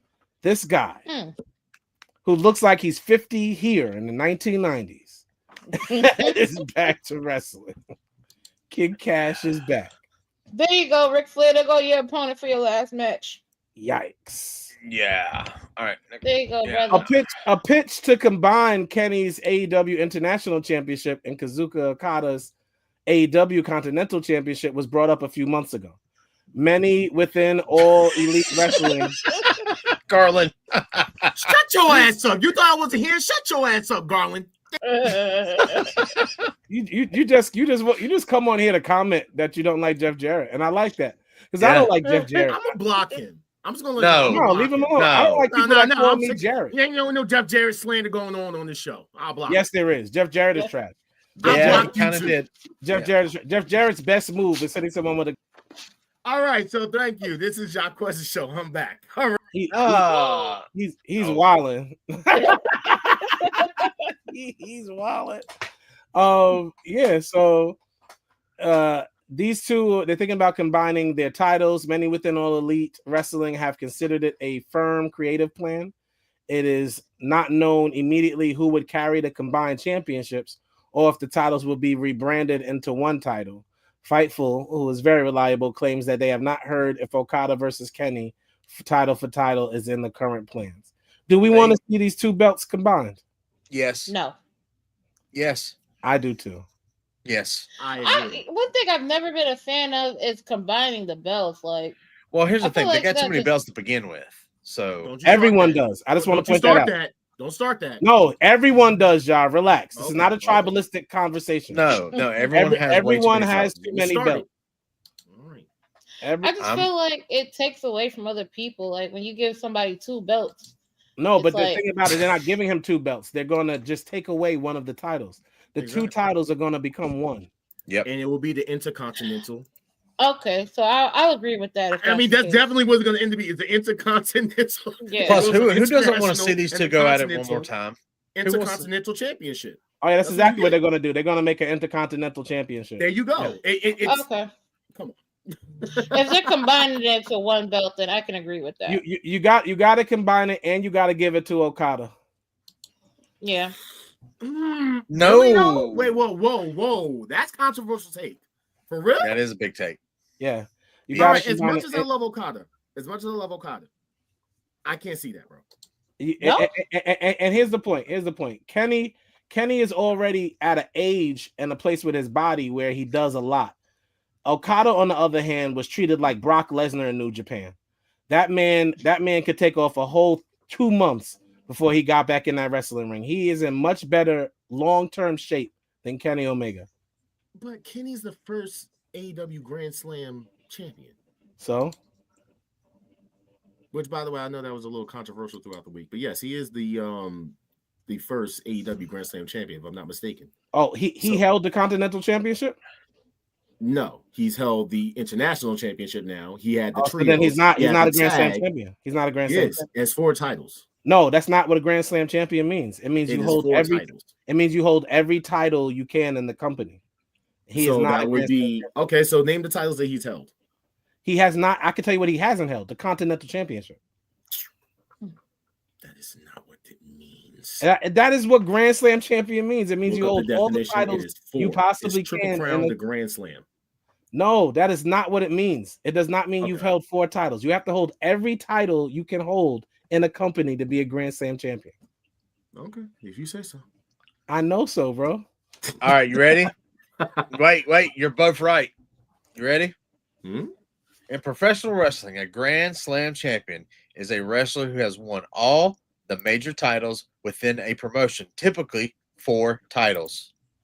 And here's the issue. Every promotion has more than 4 now. So he's not a Grand Slam just from holding 4. He has to hold every title possible for him to hold. But it says 4. No, it did say 4. It says typically. It says 4. No, it doesn't. It says typically 4. Stop messing around with words. That's why I said technically both of you are right. There's more. It would be right. Neither one of us is wrong. It would be right if there were only 4 major titles in AEW, but there isn't. He has to hold the Continental title to be a Grand Slam champion. So no, Durkin agrees with the heel. Holy Hill. He is not a Grand Slam champion. He has to hold every title he can hold first. He has not. Because I believe it was shout out to Rami. I think he's in the comment section. But even me and him had that conversation, like I think the other day, when I thought it was all like 4. Someone else had said it was 4. Then someone else was saying that it could be like has to hold every title. I'm not too sure at that point, but from what I was told or from what I learned, it was just having the 4 titles. It doesn't matter what you were told. You have to hold them all. Excuse me? What'd you say? I said it doesn't. All right, yeah, I've been waiting to do that for a long time. There we go. All right. Yeah. I'm back. Yeah, you are, and you're gone. All right. So anyway, I'm back. I'm out. Yeah. Let's go. Yeah. There we go. Rude. Thanks. I don't know. I need you to think if somebody else kept coming in and out of your show, what you would do to that person, and stop coming in and out of the show. Thank you. Put myself on the screens. You got the pastor raising. You got the pastor raising his voice. If anybody else did that, he'd be having a conniption. But he could come in and out whenever he wants something. You do it on every time. I leave. I leave. I'm gonna start doing that for the show now. I'm just gonna come in when I feel like talking. No. Okay. Paul Heyman has been directly coaching Braun Breaker backstage. Heyman has been helping Breaker with his promos and character development. The Hollywood Reporter. That's why his booking is so well right now. Triple H says Paul Heyman is now not only personally managing him because he says this: Braun Breaker is a young guy, and he's so incredibly athletic, just a great character. He's like a sponge. Heyman personally spends a lot of time with him to help develop him with his promos, to help develop his character, to help push him in a direction. Paul talks to me and he talks to the writers about where we want to take that. And then he's like a conduit for where we want to go with everything. Is that why he's starting to show up on commercials and all that stuff? It is really an awesome thing. Yeah. Yeah. Okay. It is really an awesome thing. Dan, I need you to take over for just 2 seconds. I'll be right back. Quick bathroom break. I'll be right back. All right. Welcome to the WOLFPACK Wrestling Podcast, where we do not here promote drinking and driving, unlike some people. All right, so we're just going to go free balling right quick. We're not even going to put any slides up. Okay. Let's go to the comments. Let's see. Let's see what we got. Yes, the roster is 80 to 100 deep. I get it, but at the same time, that's a lot of TV. That's a lot of TV to watch. A lot of TV. I mean, when you have a roster that deep, I get how like the pay-per-views be kind of long. Yeah. Especially the AEW, but then it don't be necessary. Glad the Steiners are back. I agree. I like the Steiners. They're doing a show actually with Braun. So it's gonna be Rick and Scott and Braun doing shows together. Kudos to them. Yep. All right. So Stephanie McMahon's podcast, Stephanie's Places, will air on March 26th on ESPN Plus, Hulu, Disney Plus, with her first guest being CM Punk. How do you guys think that's going to go? I think it's going to go really personal of like their past together. Oh, yeah, you know that. Because Phil's taking a lot of shots at her, even on national TV, which, I mean, it was written into his stuff, but at the same time. She did too. Yeah. But I think they need some healing. Do you think it'll get personal? Yes, I think it's going to get it's going to be a very personal episode, but not in a bad way. More like a healing process. Okay, I think that he should definitely start by asking the questions of why did you do it? Why did you do it? The biggest thing is the stuff that the shots that she was throwing, and like the being behind, also why he was like let go in the day of his wedding. The wedding's the biggest thing. That was the biggest. Dan, did you say you needed y'all to come back? Did you actually to come back? No, we were free. I was going through the comments and then he come back. I was just showing him how to do that because I don't think, Dan, do you know how to do the overlays yet? Yes, I know how to do the overlay. I was just going through the comments because I feel like we've been neglecting the comments. Okay, gotcha. No problem. All right. Like this. All right. So the lineup for the Stephanie show looks fire. She has all their top people lined up. Like we talked about, the Bloodline episode looks stupid crazy on a yacht. On a yacht. Now, if she has all the top guys in her first season, what does it say that CM Punk is number one? This is the one that I think people want to see the most. Not Cody, not Roman, not Taker, not Stone Cold. I can see Stone Cold being very high on the list, but it's very interesting they did Stone Cold this first. Is the Stone Cold's the third episode of the season, I believe. I'm surprised he wasn't. Well, him or Taker wasn't the first ones. That's what I'm surprised about. Punk and Stephanie is very controversial, which sells. And people, like you said, people want to see that and hear, oh, what do you have to say for yourself? What do you have to say for yourself? That's a good point. I think it's a perfect first episode. It's gonna get the people going. Like, what's she gonna have next week?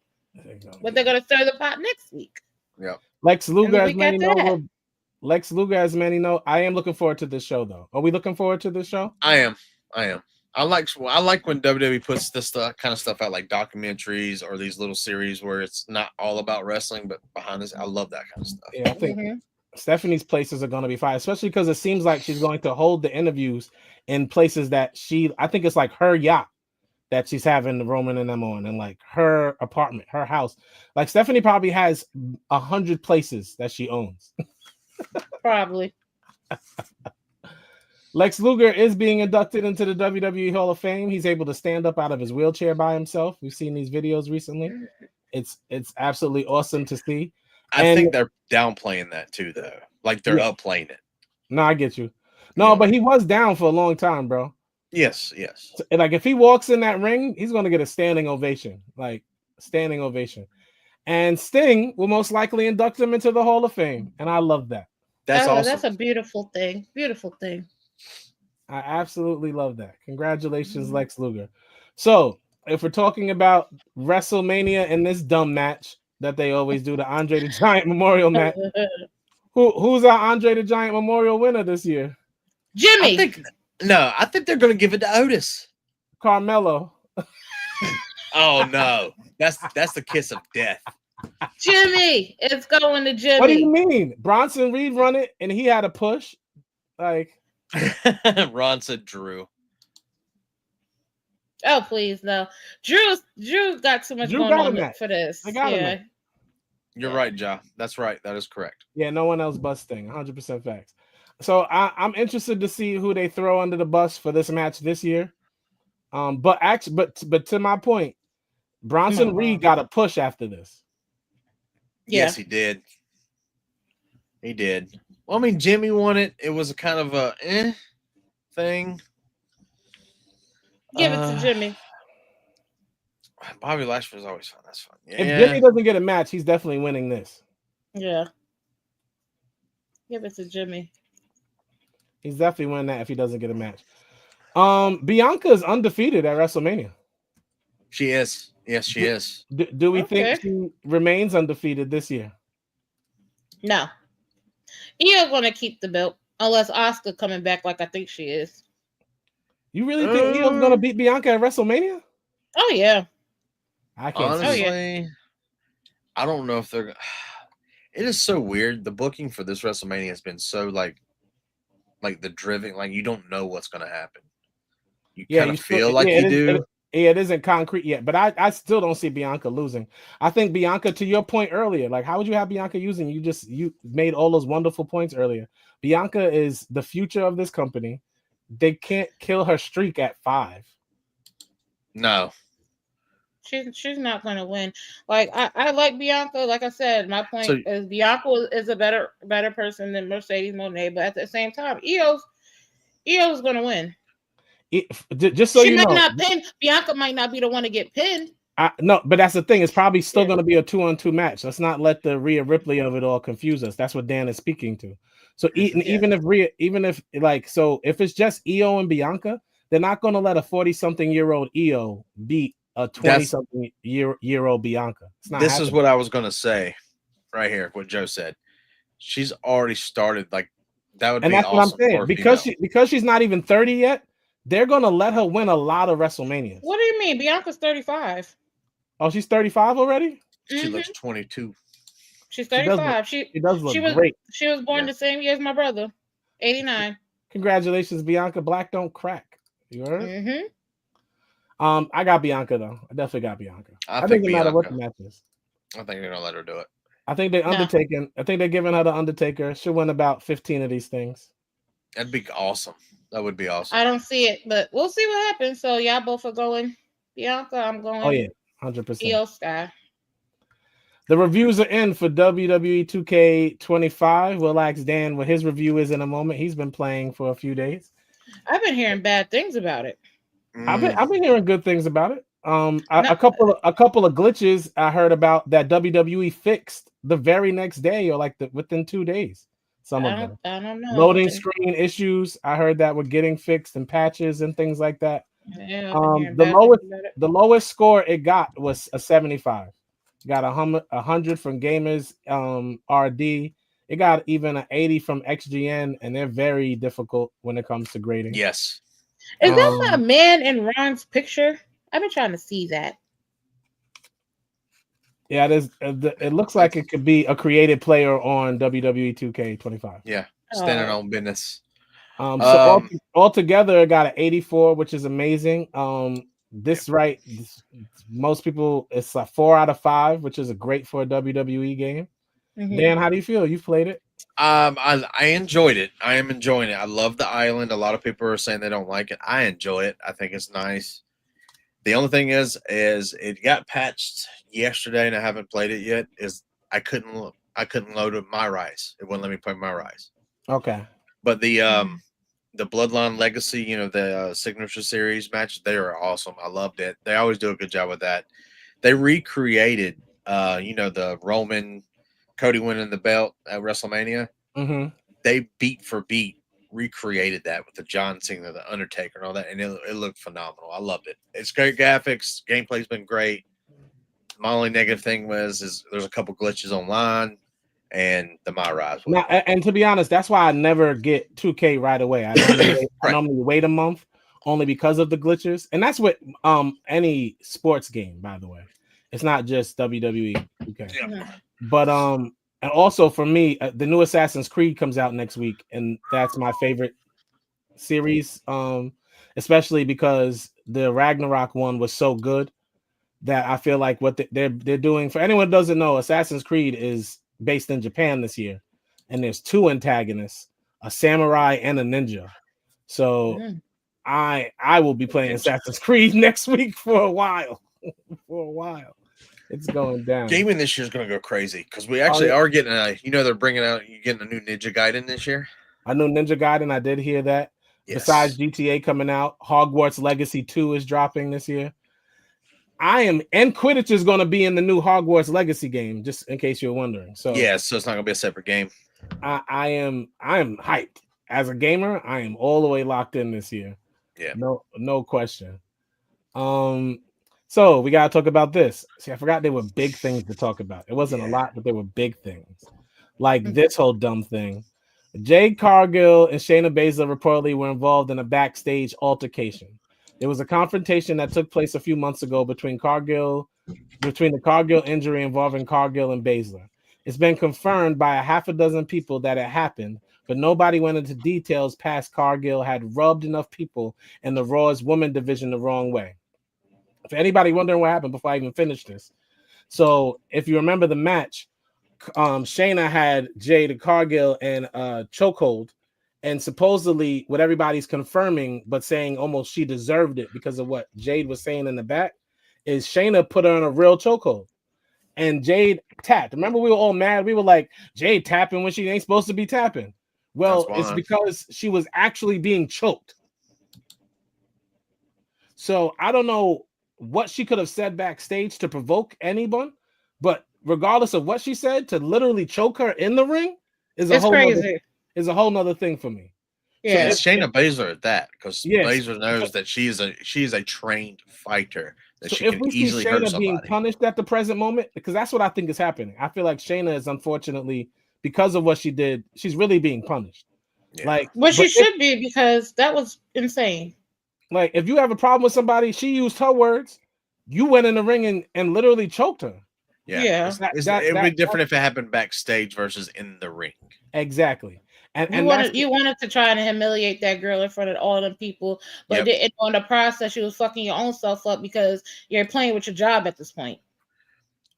Exactly. So she could have said to make you that mad, make you play with your job. It wasn't the whole reason for her time off, Ron. She was hurt. She also did have an injury in the process, but they did send her away to try to help de-escalate what was going on backstage because of the altercation. Baszler went into business for herself. At the end of the day, if I was the president of the company, and I understand that Jade probably said some hurtful things, like you'll never be at the top of the company, you ugly, you ain't even pretty enough to be the face of nothing. Jade could have said all of that. But once you take what was backstage into the ring, to me, that's where things have to be, like, control has to be taken back. Right. So I mean, Jade could be wrong. Nobody's saying what was said specifically, so we can't speak to it. But one thing we all saw was Jade tap out that time, and we got on her bad. We called her the green. She got the whole green conversation because she did it. And to find out, she was literally being choked for real. Choked, yeah. I remember somebody saying it on the podcast. You could probably go back and find it. Yeah. Everybody was upset about that. Yeah, to be honest, if I was a champion, I'd let her go too. I mean, if I was over the company, I'd let Shayna go too. Because you can't take backstage into the ring. I'd let her go too. That's going into business for yourself, but also you're physically hurting someone. That's not fake anymore. That's not predetermined. You're actually making. Yeah. Exactly. Now, what if Jay would have, actually really passed out behind you, really choking her, and it would have been a whole big thing. You caused my company some BS because you and your feelings. Exactly. You and your fucking feelings. No, absolutely not. That's unacceptable. Unacceptable. Cody Rhodes versus John Cena for the undisputed WWE Championship at WrestleMania 41. Is going to be John Cena's last and 6th WrestleMania main event of his career. That's it? I thought it was way more than that. No, he's only main evented 5 other WrestleManias other than this one. So Roman has more WrestleManias than he does. No, and when it comes to Cody Rhodes, he's beat Cody every time. I don't think he's going. That's what I'm saying. I don't think Cena's going to do it this year, man. I don't know. I'm worried. He's beat him every time, but The Rock's behind him, so who knows? And to be honest, that's the part that this is the best feud they've built for WrestleMania so far, and I like the fact that I don't know. WrestleMania, like you said, is a big I don't know, and to be honest, whatever guess we make, including the Bianca guess we just made, it's just us guessing because we really don't know. We're just fans. We're the fantasy only booking in our heads. The only thing we do know is Drew McIntyre is not losing to Damian Priest at WrestleMania. He better not. That we can literally all guarantee that right now because that is a foregone conclusion. I don't know. If Damian Priest beats Drew McIntyre must be leaving the company. He must be out of here. Oh, that would be I'm not even sure. I'm not honestly. I don't even think they're going to give it to Jay. No, they're going to give it to Jay Uso. Jay Uso is walking out of WrestleMania for a fact. I want them to, but I have to agree with Dan. With the way things have been going, you don't know. No. Nah. There's no way. There's no way. Because to be honest, if I was booking it, I'd have Gunther literally squash him. Yes. Because I'm trying to build Gunther, who is literally 15 years younger than Jay. I'm trying to build him as the future of my company. Wait, Gunther's younger than biggest Jay heel. Uso? You want him to be your biggest bad heel. Gunther's been wrestling since he was 18. Yeah. You want to build Gunther as Thanos. Gunther's 37. And Jay is 30. Oh, no, they're the same age almost. He's 39. Oh, damn, they old. Yeah, I thought Gunther was younger. Yeah, that means, hey Ron, that means he's doing his job. No, but time out. Gunther was. They did tell us Gunther was younger when he came to WWE. Yeah, I could have sworn. Yeah, Davina's in the back, like, they did. When Gunther came to NXT, they told us he was 20 something, the youngest something. I remember it. I could have. That's what I'm saying. I'm like, he's that the youngest. Was it the youngest North? No. Was it? What was it? The United Kingdom champion? Yeah, was but it? so how is that possible when he's 37 now? No, somebody lied. Somebody big lied. Somebody lied. So, getting to the show recaps in one moment. Triple H says women make it to WWE faster than men. Not gonna read the whole thing, but basically he said, I don't get it. For some reason, Sean puts the woman on TV way before she does the men. Way before he does the men. He said it may be just they're smarter or whatever it is, but the response that way is that it's incredible to see the woman do it in the end. So I will agree. Shawn Michaels throws females on NXT quickly. But dude, even when the men have matches, the girls are putting on a better show. They're putting on better matches. So that means whatever's going on in developmental in NXT is leaning towards the girl side. The girls' coaches must be better or something. I'm not mad at it. Shot of HBK. You stupid. NXT has the best women's roster. Period. They do. They removed the freaking from Seth Rollins' name. Good. Why? Just once, I want to hear them say Seth Rollins. That's it. That's it. One time. Just one time. Oh. What are they going to call him now? Just Seth Rollins? That. Oh, yeah, wait. Okay, wrong place. I deleted it. All right, and last but not least, some news that I don't know if everybody's going to care about, and I didn't think I would until I did for some reason. For almost 20 years, Natalie says she's managed to work with very public dream job in WWE while keeping much of her story private. That is up until now. She's releasing a book called The Last Heart Beating. I love that title. It's a good one. That's good. That title. I'll read it. That title is crazy. Now, here's the thing for people who don't understand books. I want to help the public listeners. Do you know that she's a New York Times bestseller before the book even comes out? How? For the simple fact that the same way it works with the music industry, it's not about what's sold, it's about what's shipped. So like the pre-orders? Yeah, like what they send out to stores. So if she already has an agent that has her book going to a crazy amount of stores, say she has 350,000 books going out, that counts towards her total. But it's the same thing in the music industry. It's really not a secret, babe. It's the same thing in the music industry when they were CDs and things like that. If you shipped, if Walmart called for you to send them 300,000 units, that counted towards what you sold. Gotcha. So that's why Becky Lynch is a New York Times bestseller. Yeah, we don't really see people lining up to buy books anymore. No, Mick Foley is a New York Times bestseller, even though his book was good. But like everything is audible. Yes. So you don't have to go to the bookstores no more. You can go on Amazon and get it read to you. Or you can read it. You go to Kindles. You can read it yourself. Let's get to our last two weekly shows. Raw. Let's talk about Raw. So Jey Uso defeated Grayson Waller. Post match, Waller in theory jump him. Jey Uso, but Jey gets the upper hand on both of them because they're stooges. And then Jey hits a splash on Waller and quickly gets choked out out of nowhere by wash, repeat, rinse. Wash, rinse, repeat. At least we got a match this week, and not just an entrance. At least there was an actual match before Gunther came out and did. If we have 5 more weeks of Jey starting the show and Gunther squashing him, I don't know. It's gonna be difficult. Yeah.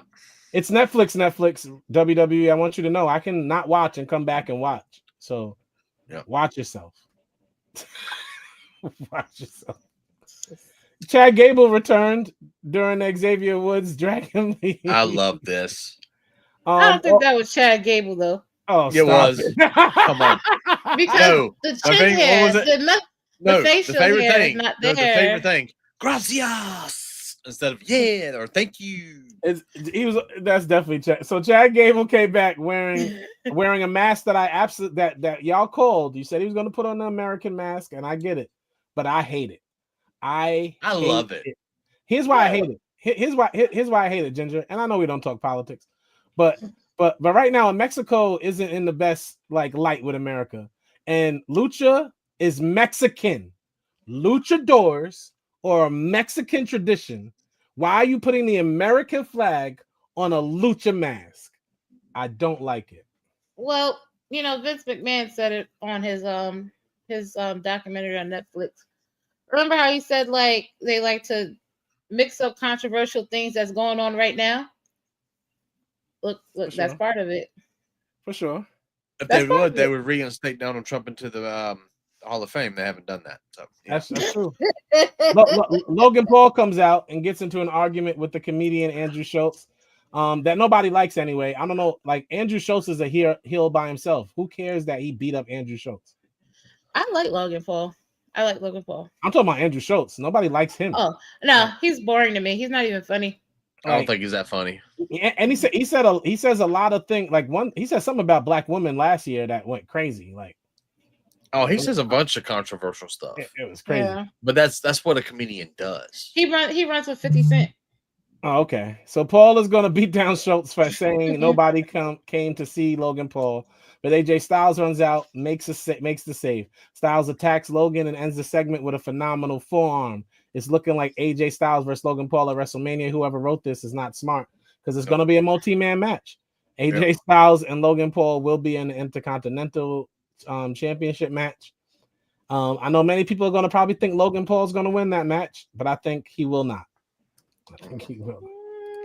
No, I mean, they say he's going full time, and he has been showing up a lot more. Then the Cody Meister comes out. Cody Meister. I Dwayne Wayne and Uncle Raheem. And this would be the second week in a row where Cody, for me, was spitting facts. See, Cody, I thought this was a very lackluster promo. I'm not saying it was a great promo, but what he was saying was correct. It was just Cody talking, but he was spitting facts. John Cena's title 17 will not happen. But what will happen is I will overcome my idol in WrestleMania. He said, John, I am the captain now. Yeah. So Cody before he said, "Want some? Come get some." I mean, he's stealing everybody's catchphrase. You want some? Come get some. Cody with the Travis Scott black eye. Yo, that shit is crazy. How you let Travis Scott put you out, bro? And then Finn Balor and Dominic gave us Cody John Cena vibes. When will people in WWE learn to stop hugging these folks? When are they going to learn? Every time you hug somebody, you end up stop hugging people in WWE. They don't I think they are going to turn Finn Balor the babyface, and they'll turn on Finn. Bring back the Prince. Bring back the Prince. Raquel Rodriguez defeated Bayley to earn a shot at the Intercontinental title. That's good. That's good. Boo. I'm good with that. You don't want to see her beat Lyra? I'm fine if I'm Raquel fine Rodriguez. with this. Tomato. No. Tomato is hilarious. Because what's going to happen is these two girls are going to be tag team champions, and then they're going to go get singles belts, have all the gold. I'm fine with this. She has Liv has worked her butt off this whole thing. Liv has had the best year of female wrestlers. Absolutely. This year. Mercedes is number 2. Sorry, Ja. Mercedes has had the second best year. I'm sorry. Toni Storm has had the best year. Then Liv, then Mercedes. But the three of them have done a great job in the past 12 months. Yes. Great job. Then this happened. Both of them got slapped. Io said, "Don't act like I ain't her." Stop playing it was so cute. With my girl, like she don't crash out. She crashes out. They were playing in her face though. Yeah, they were. Like, you gonna move me out the conversation? Excuse me? Nah. I got this belt on my arm. Neither one of you, is holding this. I didn't want to cuss, but I'll say it anyway. Am I allowed to? So we love Neither one of Io. you And then we bitches got this title. And then we got the steel cage match where Seth Rollins defeated CM Punk. I love the match. Personally. This was funny. It wasn't a match. This was a grudge. It was a grudge after match. about 100 go to sleeps and curb stomps, Roman Reigns suddenly appears and yanks Rollins out of the cage, technically giving him the win. Roman proceeds to beat the living daylights out of Rollins. He curb stomps him. It was a lackluster curb stomp, but he did it. Then he shoved Rollins' head onto the steel steps so he can curb stomp him into the steps. And he was going to American History X him. If you haven't seen American History X, I don't think you should. But if you have, it's in the first 10 minutes of the movie? Yes, but if you have, you understand what's going to happen. Security runs out and stops Roman, but he looks in the ring and sees Heyman canoodling with CM Punk. That's my woman. So exactly. So Roman enters the ring and beats down CM Punk to end the show. And like I said, as the kids say, cinema. I love that. Is that what they really say? Yes. Yeah. By the way, I just want to add that reaction that Roman had when he saw Heyman cuddling his side bitch. And get your hands he came into that and smacked him, was like, get your hands off my bitch. Man. I want to say my man, my wife. That's my hoe. That ain't you was a side chick when I wasn't around, but daddy's home now. And Paul Heyman had to stand in the corner with his hands in the print because, boy, you better act right. Ooh, Paul, you better act right. My tribal chief, I'm sorry. Don't hurt me. He gonna have to say 1,000 ufalalas. He's gonna. That is crazy, bro. The only thing I did not like about this was Phil. Yeah. Very winded. Very winded. No, Seth Rollins literally carried him this match. Like, yes, the entire match. Yes. Literally carried him. Yeah. And I'm not going to hold back. I'll say it. Phil was looking rough, bro. He was looking rough. When he came off the top of that cage and on his back, I said, "Oh, Phil, my back." For a fact, he's not wrestling next week because after he took that spear from superplex. Roman, the superplex off the top of the cage also wouldn't help. Yeah. No, but the spear from Roman from Raw, right? Say what? He was pulled from the next two Raws. Yeah, exactly. I was about to say he needs to rest. the spear from Roman. Although Roman really was trying to be nice with it, you could tell after when he laid him down, he was really laid down. Like CM Punk was not going to move. That's my ones, man. I don't know if CM Punk moved after that. Jesus, I felt that in my spine. So, but absolute great grudge. CM Punk is going to get carried by Roman and Seth at WrestleMania. Guess that's why it's a triple threat. He needs both of them to be carried. Again, Ja was right. I wish Oba spared me like CM that. Punk was CM Punk was not carried. I want to be clear. CM Punk held his own against Drew in that cage. Oh, absolutely. He definitely was carried by Seth in this cage. Which I don't understand. This was the Garden. It wasn't like it was a higher elevation and he couldn't breathe, but he was blown up. He's wrestling too much. What it is. No, usually that's what you build up cardio. That's why my tagline is Phil, cardio is your friend. Yeah, he's wrestling way too much, and he old. He old, so he shouldn't be doing as many matches as he's doing. And to try and keep it with somebody like Seth Rollins at your age. Also, Roman is going for like his third Emmy. I don't know when they're going to put wrestling into the Emmy conversation, but Roman should. Like from when John Cena called him out for being horrible on the mic till now, Roman has become an incredible actor. I want to see them two in the ring having a promo back and forth now. But they did. No, now. No. Not when he came back and he's like, "This is my island." I'm talking about now. Heel Cena versus Tweener Roman right now. By the way, you guys saw that Cody Rhodes had actually commented under Roman's return, and he was like, "My tribal chief has returned." Cody? This is his tribal chief. What a cuck. This is his tribal chief. Thank you, Dan. Thank you. Clip that. So to end the show, we have to go to AEW Dynamite, which, if you all want to know, This was. I'm gonna do a Ja thing and say this was the most WWE episode of AEW Dynamite. Thank you. I enjoyed this episode. I watched it today.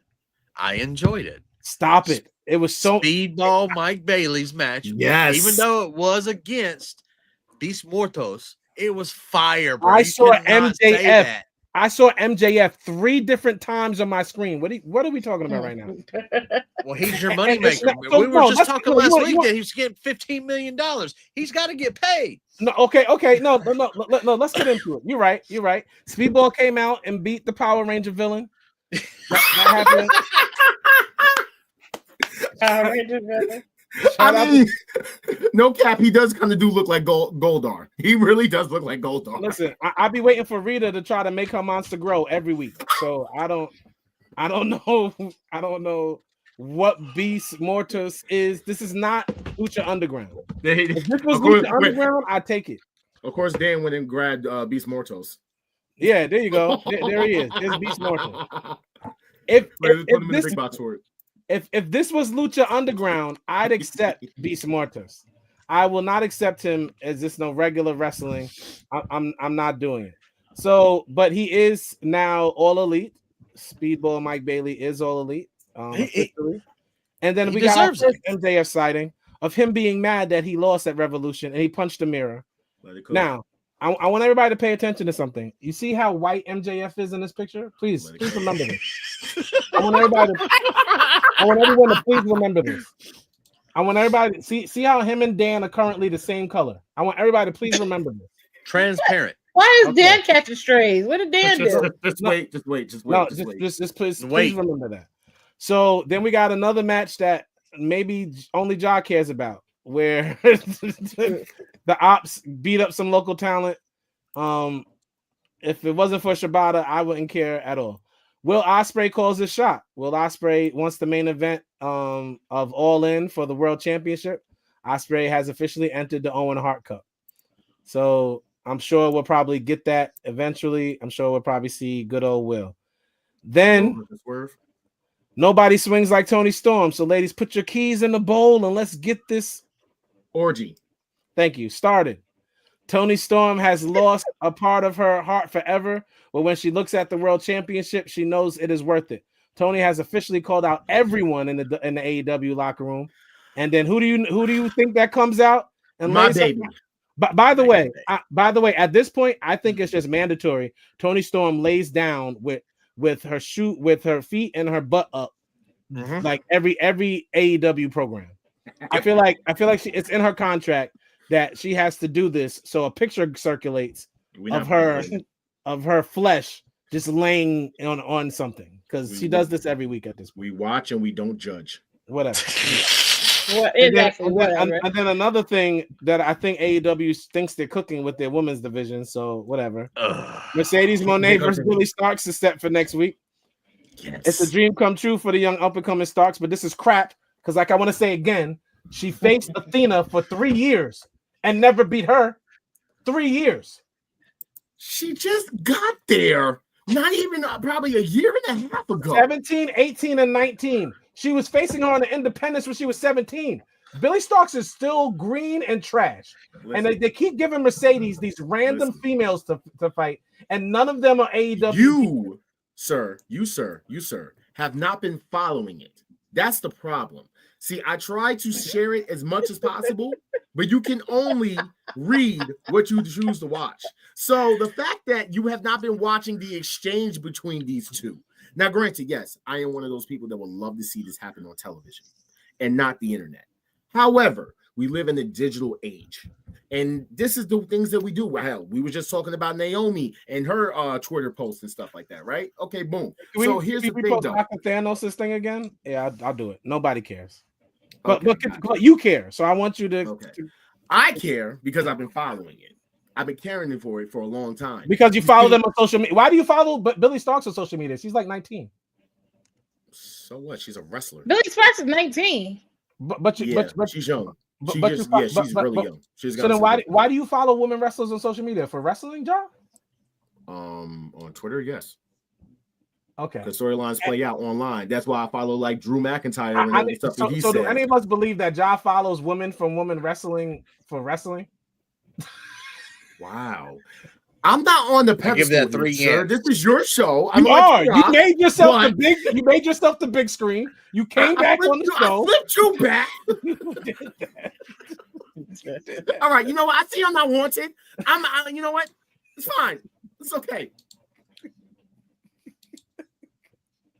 Sick of him coming in and out, coming in and out. So we got Billy Starks. What did our mama tell us growing up? Don't come in and out my house. Letting all my good air out. Yeah, come on. But no, the reason why I said it is cooking is because of I think this is actually leading up to Athena versus Mercedes at All In. I don't like her dress. Something about it just cringy on Billy Starks. Yeah. Which one? Billy Starks. Renee is the best dressed person in this picture. So yeah, I don't want to say it, but also Mercedes, the 4th belt Mercedes is holding, that queen of whatever belt, is fake, and it annoys me. She should only be carrying 3 belts. She should only be carrying 3 belts. It's not hate. It's the truth. It's still 4 belts. It's 3 belts. Even though it's counted as 1 belt, it's still 4 belts. It's 3 belts, and she's annoying and should go away. CEO. Why they won't just collab all and Bustle give her one ultimate big belt? Like because they're different promotions. Different promotions. Oh, okay. I'm thinking they go from AEW. She's trying to pull a Matt Cardona. That and Ultimo Dragon and Kurt Angle and Austin Aries. Kurt Angle wasn't a full belt collector like Kenny and Austin Aries then. Yes. Austin Aries did it the best. Austin Aries had 7 titles. Austin Aries had 7 titles. The next one will be Ultimo Dragon, but I don't think anybody really wants to count all those fake reigns. I love Ultimo Dragon, though, one of my greatest wrestlers of all time. Greatest luchador. One of the greatest. Willow Nightingale defeated Penelope Ford. Post-match, Chris Statlander runs out to save Willow from a sneak attack from Penelope Ford. Megan Bain comes out and attacks Willow, laying them both out. Yep.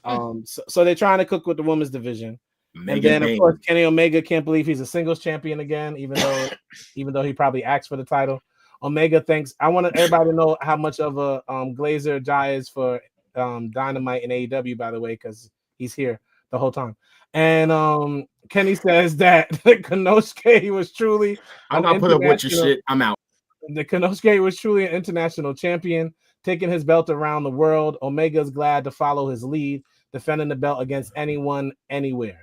Starting with his AEW Dynasty International Championship tournament match, Omega leaves and runs into Shibata on the ramp, who is in the tournament because the ops are everywhere. You can't escape the ops. Now, y'all remember MJF from earlier, correct? Everybody remembers that picture. Tell me why MJF and MJF are the same color. Why MJF and MJF? Yeah, the first. What is he? He spray tan? Yes. Yeah. He's a walking tan. Like this dude is so dark right now, it bothers me. Donald Trump Sr. Jr. Yeah. Well, he's not orange. He's not. He's a weird brown. He's not orange. That's a brown. He's a weird brown. Yeah. He's the same color as Mercedes. No, he's darker than Mercedes. He's darker than Mercedes. Yeah.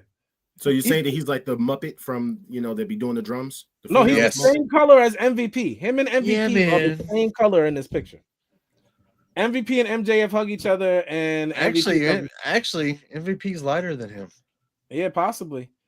MVP tells a story about being proud of MJF for his accomplishments. It's a great story. MVP says he doesn't appreciate MJF out here complaining, though, about his loss. Nobody in the locker room respects him. He needs the Hurt Syndicate. MVP said he wants to help MJF. MJF refuses the offer like everyone else has, reminding MVP that he used to be a world champion. MVP tells MJF to focus on the word was and hands him the card again. MJF accepts the card. I enjoyed this. I would not mind if he becomes the Owen Hart in their Nation of Domination. Yeah. MJF will say, I am not a nugget. Oh my goodness. Do we think MJF is going to join the Hurt Syndicate? I wouldn't mind either. I would like that actually. I would like it. I mean, yeah, he's gonna stab him in the back eventually, but yeah, why not? He'll add something to him. I mean, hey, it's the modern day NWA. He can't do it with this tan. And on that note, y'all better get out of my face. Y'all better get out of my face. He cannot do it with this tan. MJF better not join black people with this tan. This is so close to blackface. I want to slap him. Y'all sound crazy. Y'all want brown MJF to join the Hurt Syndicate. Brown MJF. Are y'all serious? Are y'all seriously looking at this picture and saying to yourself that this man who's wearing blackface should join the black group? I'm done. I feel like I'm in the Twilight Zone. That 2.5 black people, because Dan, you got half a black card, just looked me in my face and said that MJF should join the Hurt Syndicate when he's wearing blackface on TV. You saw him in the picture earlier. That's not blackface. That's Donald Trump face. No, now you want to say it's orange. Now, no, it's orange. Look at it. Look, now you want to say it's zoom orange. in. No, it's zoom not. in on it. It's zoom in on it. It's brown. You just said it was brown 3 minutes ago in the show. What mark are we at? You just said it was brown. He's brown. That's a black face. I mean, why did y'all trigger All-Star? That's a black. Wait, no. We all triggered him. Don't just blame it on two. I don't know what you're talking about. Nobody look at this picture. Look at this picture. Look at this picture. Why was he? No. Why was he wearing the black face for the black person and not when he rang in the hand of ran into somebody the same night?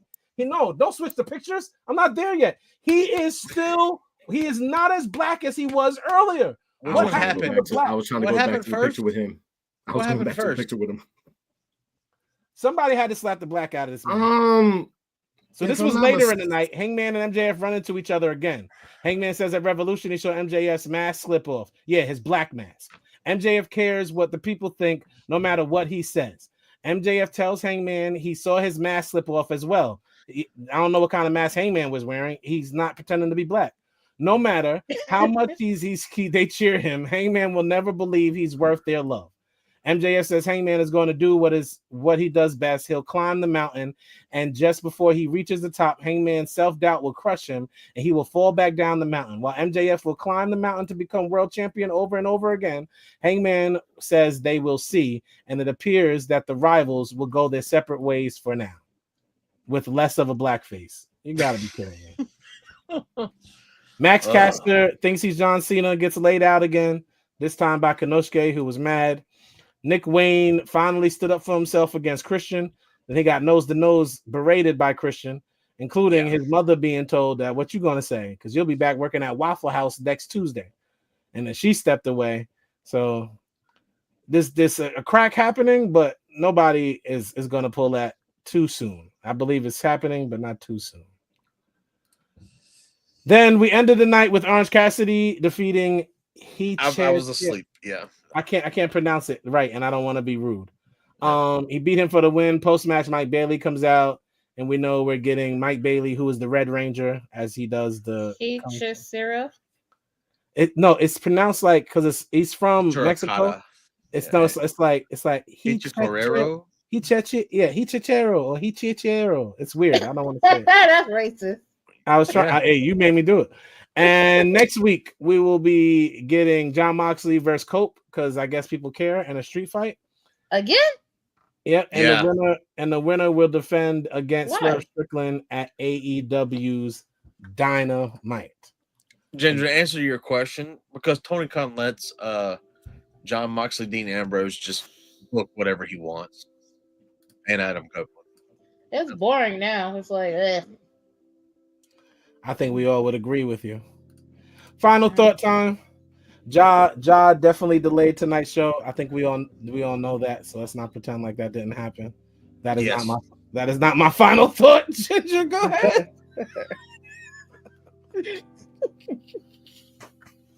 Thank you guys for coming out tonight. We love you. We appreciate you. We love seeing you here every Thursday with us at 7:30. Us here at the WOLFPACK Wrestling Podcast, we do not promote drinking and driving. That is not what we're about. And Rock, you shouldn't be either. Shout out to Dan. Shout out to All Star. I love you. Shout out to you, Ja. Shout out to Kimmy. I miss you, girl. Can't wait for you to make your return back. And I'm out. Thank you, Ginger. Dan. Also, I appreciate you filling in and producing these shows the last few weeks. I know it's a lot to do on short notice, and we appreciate you, brother. I don't like it. And thank you guys for coming out and watching us, and also going and checking out all our videos and our past stuff. Don't forget to check out our lives, though, our reaction shows. Yeah, and don't forget to subscribe. And can y'all share the show? Like, y'all be coming in and hogging us all for yourselves. Like, y'all don't have friends that want to watch the Wolfpack Wrestling Podcast too. So go ahead and tell your friends about us. Tell your friends. I've been saying we're the fastest growing podcast since we started, and our numbers truly have grown exponentially. Just continually. We're always gradually increasing. We thank everybody for your support. Yes, Dan? Don't forget we're going to shout out Enforcer. Go check out his podcast, his channel, my channel on YouTube, Ginger's TikTok feed, and her I have show not had coming a out chance to soon. start my show because I've been producing this show for the past 5 weeks. Yeah. It'll happen. That's my final thought tonight. No, thank you, everybody. I love you, Dan. Love you, Ginger. Love you, Kimmy. Love you, Ja. Love you, Enforcer. All the rest of our brothers and sisters. Kimmy, we miss you. Word, Kimmy. Definitely still praying for you too. And yeah, so it was an interesting wrestling week. We are still on WrestleMania, the road to WrestleMania. So I'm sure it's gonna get even more interesting as the weeks go on. Don't drink and drive, like Ginger said. MJF wore blackface this week. And my co-host told me he should join the black group in blackface. So that happened. Thank you, everybody, for tuning in to the Wolfpack Wrestling Podcast. As you know, we are here every Thursday, 7:30-ish. Yeah. And just follow us on all our social media platforms. It's been a great night. We love you. It's the Wolfpack Wrestling Podcast. We'll holler at y'all later. Ginger will be on screen. She got new stuff. She's on screen, y'all.